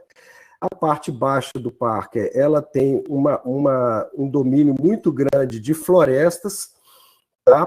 Com pequenas manchas de gramínea, enquanto no capões florestais na parte alta, os chamados capões de mata, a gente tem uma presença grande de gramíneas e alguns capões isolados de mata. Então, percebendo essa diferença, nós percebemos que o nível e as técnicas de manejo não teriam que ser distintas, tá? Então, técnicas de manejo para esses capões de mata. Na imagem Google aí, vocês podem ver uma área de campo rupestre com presença de gramínea e aí os chamados capões de mata. Aqui a área circundada em amarelo, laranja, não sei como aparece para vocês, em branco aqui o limite do parque. Essa é uma área que foi proposta de fazer manejo com queima prescrita, justamente que se o parque sofresse um incêndio que começasse por essa borda leste, encontraria essa área já com redução de combustível salvaguardaria essas áreas florestais. Tá? Então, como é que seria feito nessas áreas? Bom, você tem aí os capões de mata, a gente iria queimar aqui, então essa ilustração traz aqui o primeiro ano, o segundo ano depois de 4 anos depois, e 4 anos depois na terceira ilustração. Então a ideia é, no primeiro ano, fazer um acero junto da mata, protegendo as espécies que estão em regeneração em sua borda, e se caso ocorra um incêndio na área de gramínea, aqui é com a tendência de apagar. Tá? Então, fazendo isso de forma sistemática, a gente espera que essa regeneração evolua, que a gente aqui tenha que diminuir a distância entre uma mata e outra, até que a gente consiga uma reconexão. Tá? Essa cruz aqui, parecendo com uma cruz celta, é um puleiro para ribação de aves, dispersão de semente, transplante de muda, tá? Como estratégias ao não uso do fogo para incentivar a formação florestal. Já na parte da Baixada, a gente já tem grandes áreas florestais, principalmente na área da Baixada, acúmulo de florestas nas áreas mais úmidas, junto aos cursos de água, e aí você começa a ter algumas gramíneas perigosamente acumuladas próximas a essas áreas. Então, a alternativa aqui de manejo, ela seria de proteger, acerar aqui. A gente começa a sair da borda da mata, vê até onde a regeneração está mais expressiva, interrompe, construímos acero, a gente não deixa na queima prescrito o fogo chegar diretamente na regeneração, construímos aceros e aí a gente queima todo esse acúmulo. Com isso, o que a gente pretende, 4 anos depois, que essa área da borda já tenha uma regeneração maior, e com isso nós vamos queimando áreas menores até a gente permitir a reconexão desses fragmentos florestais. A próxima questão, então essas são as técnicas que a gente usa, né? As premissas seriam em relação às ferramentas tecnológicas que são usadas tanto para o planejamento como para a execução. Bom, nós não somos de tudo tão tecnológicos, mas a gente utiliza, assim como a Bianca colocou, a gente utiliza alguns softwares e a gente tem utilizado alguns softwares com a preocupação de ter software com interfaces mais amistosas, porque eles são mais inclusivos. Ele permite que pessoas sem conhecimento de sensoriamento remoto, de sistemas de informação geográficas, possam identificar a paisagem e contribuir para o planejamento. Muito deles, para cruzar essas informações que vocês viram, né, que são todas as premissas e os subsídios, a gente utiliza um software livre, que é o QGIS, e para mostrar isso durante o planejamento para todos, brigadistas, comunitários, pesquisadores, gestores de parque, a gente utiliza muito a interface do Google Earth. Ele fala que a gente não tem tecnologia, porque tem muita gente tecnológica trabalhando, né, com a gente, então tem uma oportunidade de avaliação dentro de um projeto que tem sido desenvolvido aí, do FIP Cerrado, junto com o Centro de Sensoriamento Remoto, tem sido um grande parceiro, e nós fomos muito felizes, assim como a Canastra e a Chapados Veadeiros, desse projeto ter iniciado em nossas unidades de conservação. Então, nele, hoje, a interface funciona dentro da página do Centro de Sensoriamento Remoto da UFMG. Vocês podem entrar no site, uma busca no Google lá com Centro de Sensoriamento Remoto UFMG, programa FIP Cerrado, vocês vão encontrar essa página. Tem uma série de informações, inclusive alguns dados muito importantes sobre espalhamento do fogo. O que é interessante essa ferramenta? É que depois da gente cruzar todas as informações, utilizando todos aqueles critérios, a gente tem condições de virtualmente colocar fogo na área, né? E ver qual que seria o espalhamento, e ver se nós precisamos, ou melhor, definir a área, ou tomar algumas medidas. Então, virtualmente, a gente consegue verificar se o nosso planejamento está adequado ou não. Uma outra ferramenta altamente tecnológica, que já vem com um sistema integrado de localização, sistema meteorológico, é a população tradicional, e dá uma força gigantesca para a gente, que a gente valoriza muito, são pessoas inestimáveis para esse trabalho, principalmente quando a gente fala em manejo integrado do fogo, sem entender o lado social, nós não vamos avançar. Então está aí representado pelo senhor Hélio, da comunidade lá do SET, lá de Taquaraçu de Minas, tá? E essas pessoas, elas conseguem falar de uma forma muito impressionante. Ó, hoje pode botar fogo, hoje não pega, hoje pega, e ainda fala onde que o fogo termina, onde que ele vai começar. E essas pessoas, a gente também tem utilizado com elas muita sensibilidade, conversando com elas, são pessoas extremamente inteligentes, habilidosas, que compreendem esse novo conceito, e elas mesmas têm observado que o fogo, como eles usavam, pelo bisavô, pelo avô, meu pai fazia assim, não está sendo da melhor forma. Eles têm tido uma compreensão muito grande, têm sido grandes parceiros, não só no planejamento, como na execução. Meu agradecimento a toda a população tradicional do território do Parque Nacional e da APA Morro da Pedreira.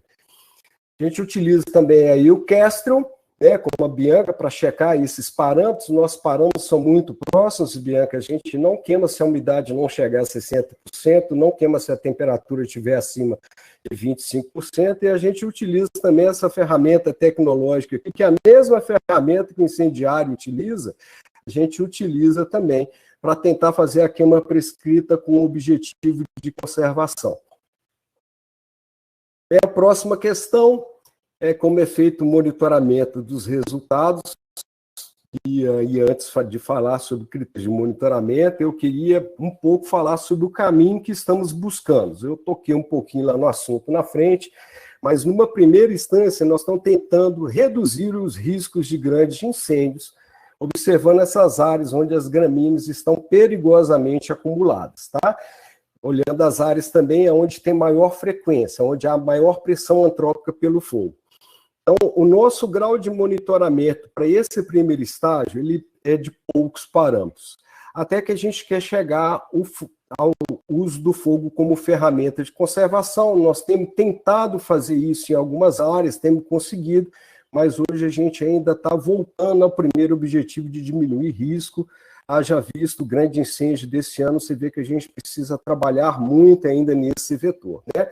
Curiosamente para vocês, a inteligência da população tradicional, nosso brigadista, chefe do esquadrão da brigada anual passada, que era o Russo, que inventou essa solução aí para facilitar a queima na borda de mata, né, com um pequeno tratorzinho que a gente tem no parque, ele arrastando um tronco de uma espécie de bonjolo, uma árvore, que é a sucupira branca, muito pesado, com quase 300 quilos, arrastando com um tratorzinho.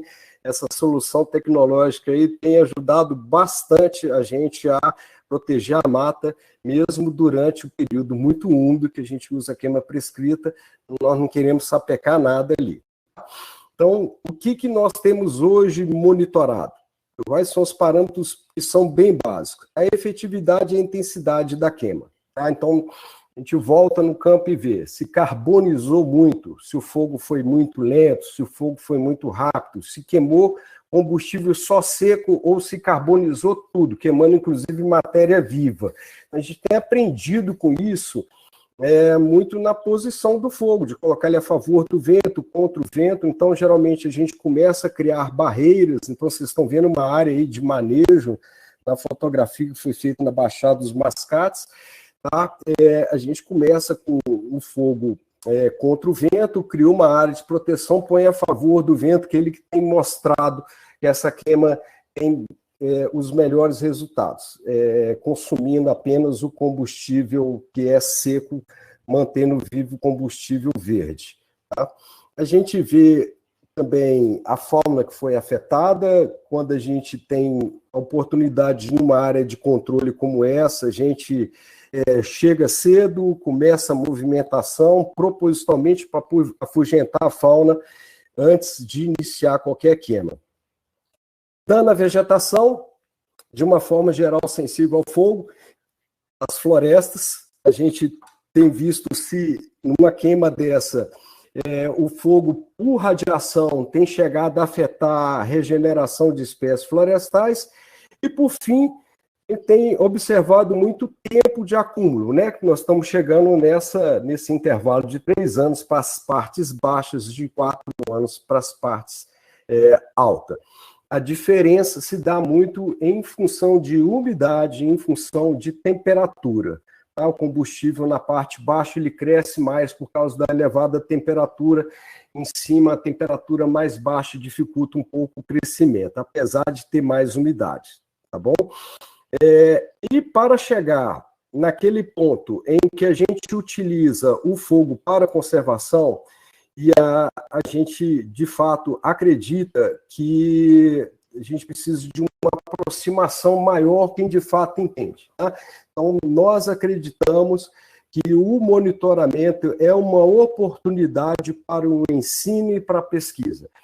Para além da perna da gente ser muito pequenininha, acredito que a gente oportuniza a academia oferecendo essas áreas, oferecendo um calendário, trazendo a academia para dentro do planejamento, mas eu acho que a academia que tem a melhor condição de estabelecer parâmetros, e aí já deixo de antemão um convite para essas pesquisas de mais longo prazo, com parcelas de controle que seriam sensacionais. Eu falo aqui em nome de todas as unidades de conservação do ICMBio, que essa aproximação ela é muito interessante para a gente.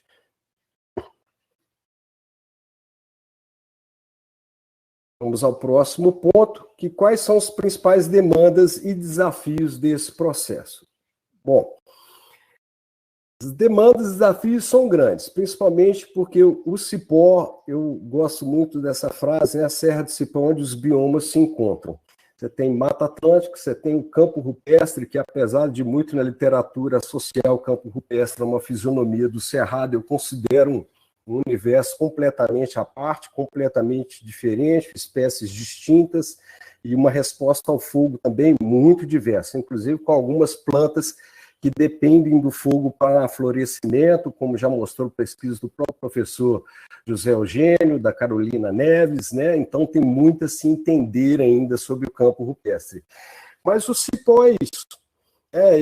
Você tem aí recursos hídricos margeados por floresta atlântica, você tem campos rupestres, você tem campos de gramíneas presentes, muitos recursos de água, você tem uma paisagem entrecortada por vales agudos, né? Então, é uma paisagem que traz uma dificuldade muito grande para o manejo.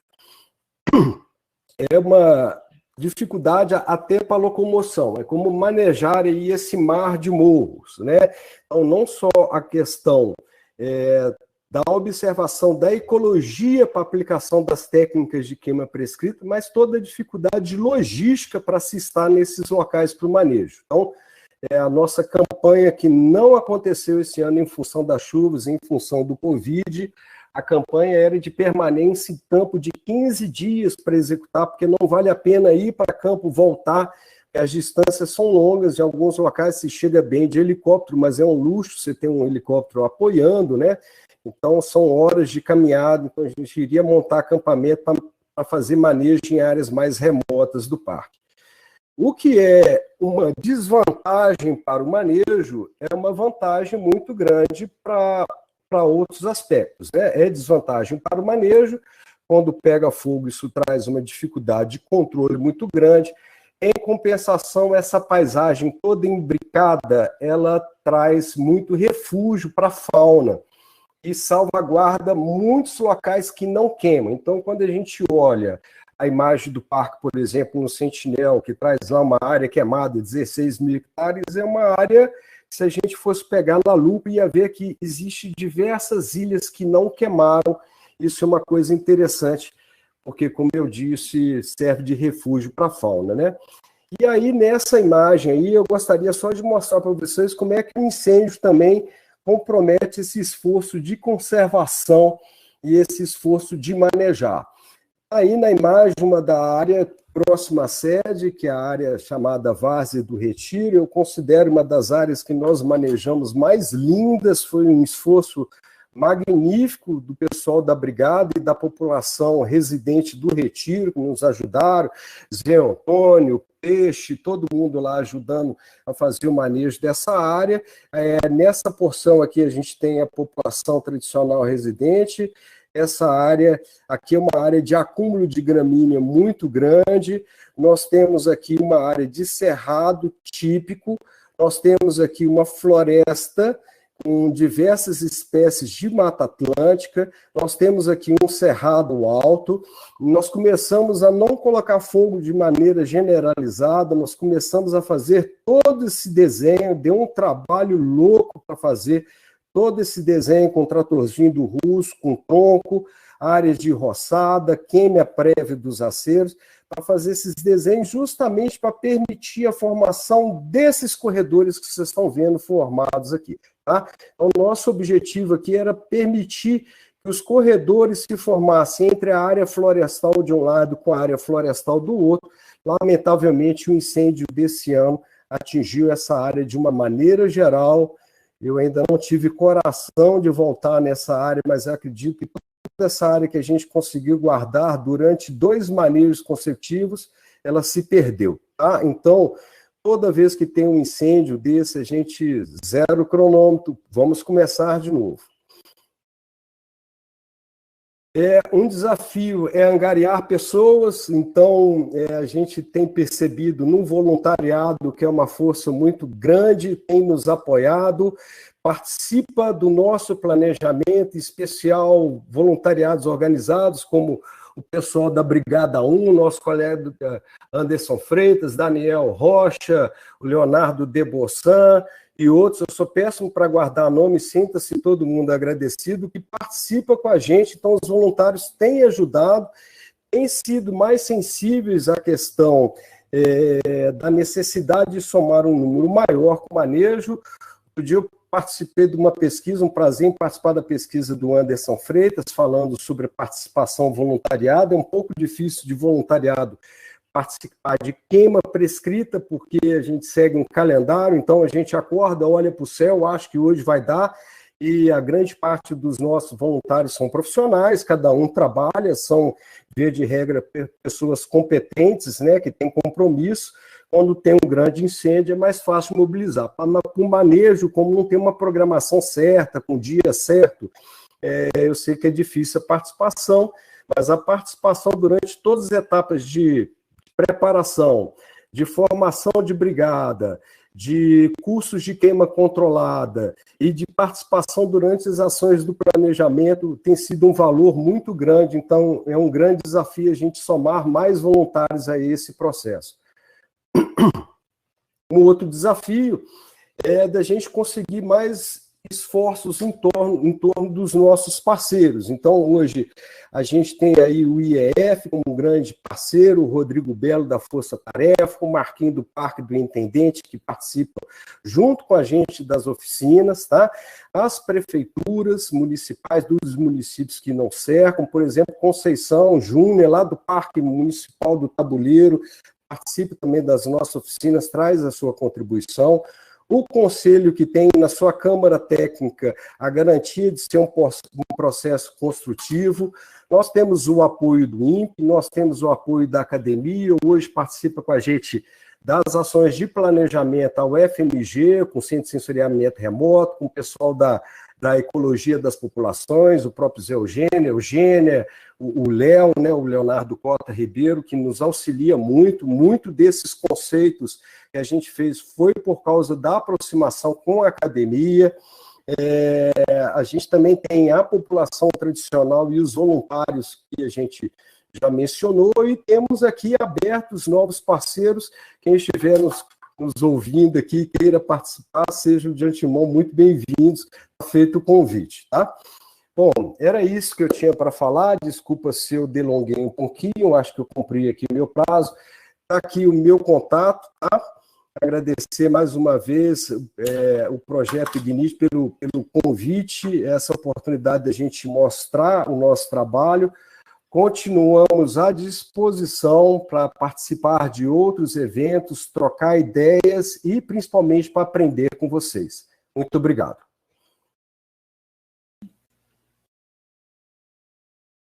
Muito obrigada, Divar. Agradeço imensamente pela apresentação. Como sempre, brilhante, respondeu bem as questões que a gente levantou. Obrigado. É uma honra para a gente ter você apresentando aqui. Eu faço parte É uma honra para mim fazer parte dessa construção com vocês lá. Eu aprendo muito com você o tempo todo, né? E eu acho mais interessante essa sua abertura, né? Para dialogar com a academia, dialogar com diversas partes, né, interessadas no manejo. Isso é muito bacana mesmo, louvável, um grande diferencial. Acho que por isso você vai, dentro do parque, cumprir um papel fundamental. Obrigado, assim. obrigado. A gente tem certeza que eventos como esse que aconteceu esse ano, acho que não vão voltar a acontecer, se depender do seu esforço, do seu empenho e da sua competência. Então, agradeço imensamente, viu, pela sua apresentação. Aí, Ricardo, você quer passar para as perguntas? Quer falar alguma coisa? Não, Eugênia. Acho que só agradecer ao Edvar e a Bianca pelas apresentações, foram brilhantes, realmente. Difícil esperar diferente de pessoas tão competentes, mas é sempre bom quando a gente tem realmente um tempo que a gente aprende tanto. A gente teve 2 perguntas diretas lá do YouTube, e eu vou fazê-las aqui. Agora, mais para o final, o pessoal costuma mandar mais também. Mas a gente teve uma primeira pergunta aqui do Mário Moll, e aí talvez seja mais direcionado à Bianca, mas fica à vontade, Edvar, para responder também. Ele falou: sabemos que existe o ciclo natural, né, de grande e pouco fogo a cada 2 anos, né, como vocês tinham comentado, esse ciclo bianual de fogos. Aí ele pergunta, e é uma pergunta interessante para esclarecer essa questão, ele fala: a fauna e flora não acaba se adaptando a isso? Ou o impacto, se existe algum impacto ao achatar esse ciclo? Eu entendi que a pergunta é: tem alguma adaptação de fauna e flora a esse ciclo bianual e teria algum impacto quando o manejo aparece? Bom, a gente tem que primeiro entender que esse ciclo bianual ele não é natural, né? A gente está num ambiente antropizado. Na Caná, especificamente, a gente não tem 1 centímetro de terra que não tenha título de propriedade, né? Então, a gente tem a presença do homem de maneira massiva interferindo no ambiente, né? E esse ciclo bianual é de incêndios de alta intensidade, né? Difícil a gente falar em adaptação de fauna e flora com um ciclo de incêndio de alta intensidade a cada 2 anos, né? O que a gente vê, na verdade, são a redução das matas, né? A mesma coisa que o Edvar estava comentando no Cipó, a presença de samambaias ocupando as bordas dessas matas e a simplificação dos ambientes. Então, ambientes que provavelmente eram, ou que seja um campo sujo, ou um cerrado, né, senso estricto, estão se transformando em campo limpo, por conta da presença constante de fogo de alta intensidade. Então, a gente não é uma adaptação, né, das espécies, né, é um ambiente respondendo àquele ciclo de estresse altíssimo, né. E o manejo, né, essas ações, não só de manejo, mas as ações como um todo, achatando esses ciclos, a gente está falando de áreas diferentes, né? A gente está falando um ano fogo numa área, esse fogo vai retornar naquela área de maneira intencional nossa, com provavelmente, né, uma frequência menor do que a que vinha ocorrendo nos incêndios. A gente nem assim, sendo bem sincera, nem que a gente que é o que fale assim, olha, o campo limpo na canastra, né, as gramíneas na canastra precisam de fogo a cada 2 anos. A gente não tem capacidade operacional atualmente para queimar a cada 2 anos todos os nossos campos limpos, né? Então, o manejo ele também tem essa vertente que é o operacional, o quanto a gente consegue aplicar e colocar em prática mesmo que a gente acha que é o correto, mas às vezes a gente não tem a capacidade operacional. Então, assim, acho difícil a gente falar em adaptação de fauna e flora a incêndio intenso a cada 2 anos, né?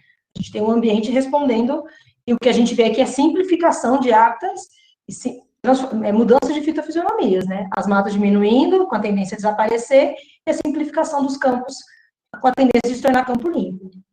O que acontece muito, né, complementando a fala da Bianca, é que, na verdade, você não tem uma adaptação das espécies, você tem uma seleção daquelas espécies que são mais resistentes ao incêndio frequente. Aquelas que têm características que permitam a elas sobreviver ao fogo ou retornar rapidamente para a área queimada. Então, acaba que você tem uma seleção dessas espécies, né? E aquelas que são mais vulneráveis, elas acabam morrendo, né? Ou desaparecendo temporariamente daquela área queimada. Então, o que você tem é isso. Não que quem está lá se adaptou de alguma forma a esse tipo de fogo, porque, igual a Bianca falou, não é um regime natural do cerrado, né? O fogo é natural do cerrado, mas não esse regime de fogo que a gente não nessa época, né, do ano, né? A gente, sempre que vai falar de fogo no cerrado, a gente tem que lembrar que a gente não tá... O fogo no cerrado, o fogo natural do cerrado, não é agosto, setembro, né? Pode ocorrer uma ou outra descarga elétrica nessa época, mas elas vão ser exceções, né? O que a gente está falando de fogo natural do cerrado é de fogo de época chuvosa. Esse sim, né? A gente pode fazer gestão dele, enfim, pode ser incluído como no nosso planejamento, mas não o fogo de setembro. Né? Nunca vai ser natural. Quer completar, Edvar? Não, completar depois de 2 especialistas é terrível, mas a gente é isso mesmo. Eu aprendi lá com meu amigo Rômulo Ribon, com meu amigo Eduardo Franco, sobre aves, né? Você imagina, a gente chegou nesse território aqui da Serra do Cipó, acredito que na Canaça seja a mesma coisa, o homem chegou a cerca de 10, 12 mil anos atrás, já encontrou espécies muito bem adaptadas, né? Eu acredito, a gente escuta muito popularmente, o cerrado está adaptado ao fogo, o cerrado está adaptado ao fogo, o cerrado está adaptado ao regime de fogo, ao fogo não. Então eu lembro de uma aula de ecologia do professor José Eugênio, lá em Diamantina. Ele colocou na prancha lá uma área que é de uma espécie que ele estuda muito, né, que é o Actinocéfalos polianthus, que tem uma área grande dentro do parque que não queima repetidamente, uma área fora do parque que queima todo ano, que inclusive a graminha está ficando rara. Então, aquela espécie está sendo... Ela, que é uma espécie... Eu estou falando do polianthus, que é uma espécie que depende, inclusive, do fogo para a reprodução, ela não está adaptada a esse regime que o homem está emprestando. Então, ele não vai ser de 2 em 2 anos que ela se adapta, né? O que vai acontecer é que, se a gente continuar isso por alguns milhares e milhares de anos, pode ser que elas se adaptam a isso. Mas em que grau de extinção que isso vai levar, a gente já sabe.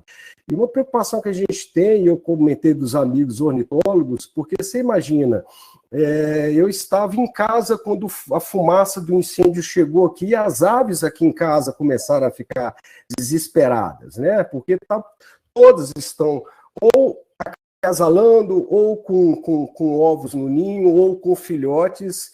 E como é que ela vai se adaptar a um novo ciclo reprodutivo, porque a gente não se adapta a parar de riscar fósforo, né? Então, é uma coisa muito complicada, mas é isso.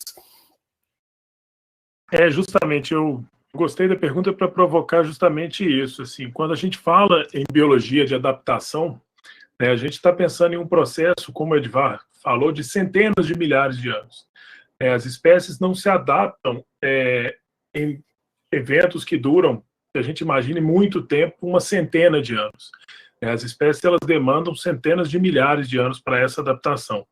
E aí eu achei a pergunta pertinente justamente porque, como qualquer distúrbio, né, o fogo, ele, em certas intensidades, ele é um filtro mais do que um processo, né?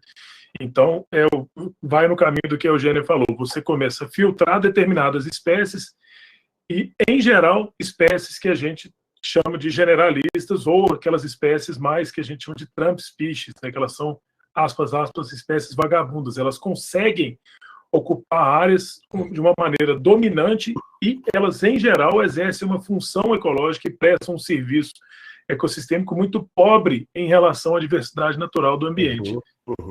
Então, é realmente muito bacana isso. E aí tem mais uma pergunta, Eugênia, do YouTube, e eu vou passar para você, porque eu tenho uma outra reunião às 5. Tá? A outra pergunta é da Miriam Soares, e ela fala: nossas RPPNs, Bruma do Espinhaço e Ermos dos Gerais, situam-se em áreas macro-ranqueadas como nível 3 de intensidade de vento. E aí, né, no Atlas Eólico. Nessas áreas com tanto vento, como lidar com o manejo de fogo? Miriam, a Miriam me escreveu outro dia, eu falei, participa do seminário, parabéns, Miriam, que bom, né, te encontrar por aqui. Então, eu estava explicando para a Miriam e queria ver se Bianca, que entende muito de fogo, também concorda. O que eu expliquei para a Miriam é que o vento, ele não é o principal, mesmo vento forte. O que atrapalha muito na ação de manejo são os distúrbios de vento, turbulência, que hora ele dá uma rajada a 70 graus norte, de repente ele bate a 270 graus, então o azimute muda toda hora, e isso de fato é uma dificuldade. Locais com muito vento, principalmente os locais onde tem mapeamento eólico com vento canalizado, puxa, é ótimo para manejar. É ótimo para manejar porque a gente começa a manejar contra o vento, vai manejando, ele vai queimando devagarzinho, deu uma distância boa, você solta o fogo, ele passa rapidamente, imitando o fogo mais natural, deixando vivas espécies que não estão secas. Então, ou seja, nós vamos manejar aí no Brumo dos Espinhaços, viu, Miriam, se tudo der certo, com vento mesmo, tá? E você imagina que se tem um vento para manejar é difícil, você imagina para combater com fogo. Então, eu prefiro utilizar o vento para o manejo, né? Tem uma frase muito famosa que fala que o fogo é um excelente empregado, mas é um péssimo patrão, né? Quando a gente tem que trabalhar, quando ele começa o serviço e dá serviço para a gente fica aí 10, 12, 15 dias no fogo. Mas quando a gente que usa o fogo como sendo o nosso empregado, empregando o fogo na época certa, com a umidade certa, temperatura certa, com o regime certo, mesmo tendo muito vento, ele vai ser favorável para o ambiente, tá, Miriam? Então, a gente pode conversar, nós estamos próximos, né? Faço questão de conversar mais, mas o vento não é empecilho ao manejo. Jenny, Bianca e Edvar, eu vou pedir licença então, porque eu tenho essa outra reunião agora, mas queria, antes de sair, agradecer imensamente de novo a vocês. Obrigado, e a ProEx também. E a gente se vê em breve. Eu visito o Cipó no início de novembro e vou a Canastra no final de novembro, então faço questão de podermos conversar. Joia, obrigado, Ricardo. Até obrigado, mais. Gente, obrigado. Tchau. Então, Edvar e Bianca, eu agradeço muito. Se vocês quiserem deixar mais algum comentário. Gostaria? Não, só agradecer também. Eu queria deixar uma palavra geral para todos os amigos da nossa região, né, que a gente sofreu muito com fogo durante todo esse ano.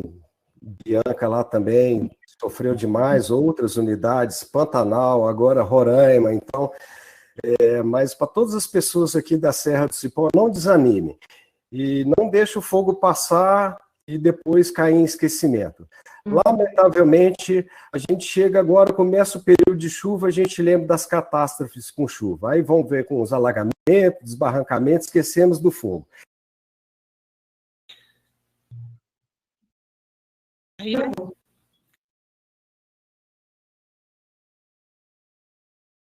Edvar caiu.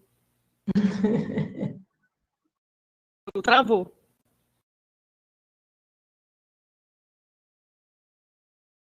E aí, Marcelo, ele volta? Aqui não parece que ele caiu, não. Ele continua conectado. Bom, então, como a gente não sabe se ele... Vamos passar para a Bianca, né? Se ele voltar, ele conclui. Ok. Quer deixar alguma mensagem final, Bianca? Eu queria agradecer, né, pela oportunidade. Eu não, Edvar, não ouvi isso, mas para mim é uma honra estar participando do mesmo espaço de discussão que com ele. Ele é meu professor, literalmente, ele foi meu professor em formação de instrutora de brigada, um mestre, né? Eu me sinto honrada de fazer parte de um grupo de, não só o Edvar, mas todos os colegas do ICMBio que lidam com fogo, né? Desse clubinho do fogo, de tanta gente experiente, né? Gente vivida, e eu aprendo todos os dias com eles, todos os dias mesmo. E para mim é uma honra indescritível estar aqui hoje. Quero agradecer vocês pela disponibilidade em colaborar com a gestão das unidades de conservação, né? A gente precisa de mais dessas parcerias e de ferramentas que nos auxiliem. A gente tem boa vontade, mas às vezes falta tempo para focar em alguns assuntos, e aí quando a academia vem junto com a gente, facilita demais, né?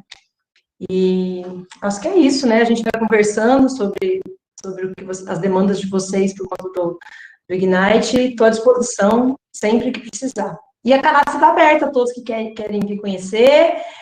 A gente acaba se vendo muito mais na época dos combates, né? Mas a canasta está aqui. Faça chuva ou faça sol, a gente está aqui à disposição para vocês. Que bom. Obrigada, Bianca. Bom, esse evento aí a gente organizou com esse objetivo, né, de tanto apresentar a ideia do software, como esclarecer algumas coisas sobre o manejo. Eu tenho certeza, a apresentação de vocês dois foi muito didática, eu acho que uma pessoa que não seja grande entendedor de fogo, tem certeza que conseguiu entender a proposta, de como que isso é feito, entendeu também que não é uma tarefa trivial, é altamente complexa, que depende muito de cada área, com as suas particularidades, né? Então, acho que a gente cumpriu o nosso objetivo. Eu agradeço, Edvar, agradeço, Bianca. Bom, agora a gente vai ter um outro seminário no próximo dia 29, para Barradas. Vai ser excelente também, porque foi uma das unidades pioneiras, né, na implementação do MIF. Então, informações valiosíssimas de uma pessoa que entende muito de manejo de fogo. É imperdível. Tá? Então, muito obrigada. Imperdível, Gente, Eugênia, me permite só falar uma coisinha? Claro. Apresentar para quem está assistindo, meu nome é Marcelo, eu sou secretário executivo da Diretoria de Divulgação Científica, e a nossa diretora aqui, a professora Débora, que estava lá no começo da transmissão, não pôde estar no encerramento, mas ela pediu para que eu, em nome da diretoria, em nome da Pró-Reitoria de Extensão, agradecesse imensamente a participação de Bianca e de Edvar, o programa de pós-graduação lá do ICB, em nome da Eugênia, do Ricardo, por estar proporcionando esses debates que estão sendo sediados, digamos assim, no canal da Extensão, e nos colocar à disposição. Você mesmo disse, dia 29 vai ter mais atividade, já está agendada no dia 29, às 15 horas, e a gente está à disposição para ampliar e continuar com essa parceria, porque a gente vê, obviamente, que os resultados e a importância desses debates que estão sendo colocados, tá bom? Obrigada, Marcelo. Obrigada ao ProEx por disponibilizar o canal, né, para a gente transmitir esses eventos, por nos disponibilizar o técnico, né, que está nos auxiliando, né, viabilizando a realização desse evento, né. Muito obrigada. E então é isso, acho que podemos encerrar, né, e aí a gente continua a conversa, tá, Bianca, Edvar, obviamente a gente vai precisar muito de vocês na construção dessa ferramenta, então a gente vai continuar as nossas conversas em outro momento, ok? Conte com a gente. Então tá, Joia. Muito obrigada. Acho que ficamos por aqui, então. Obrigado, Eugênia. Obrigado, Marcelo. Bianca, obrigado.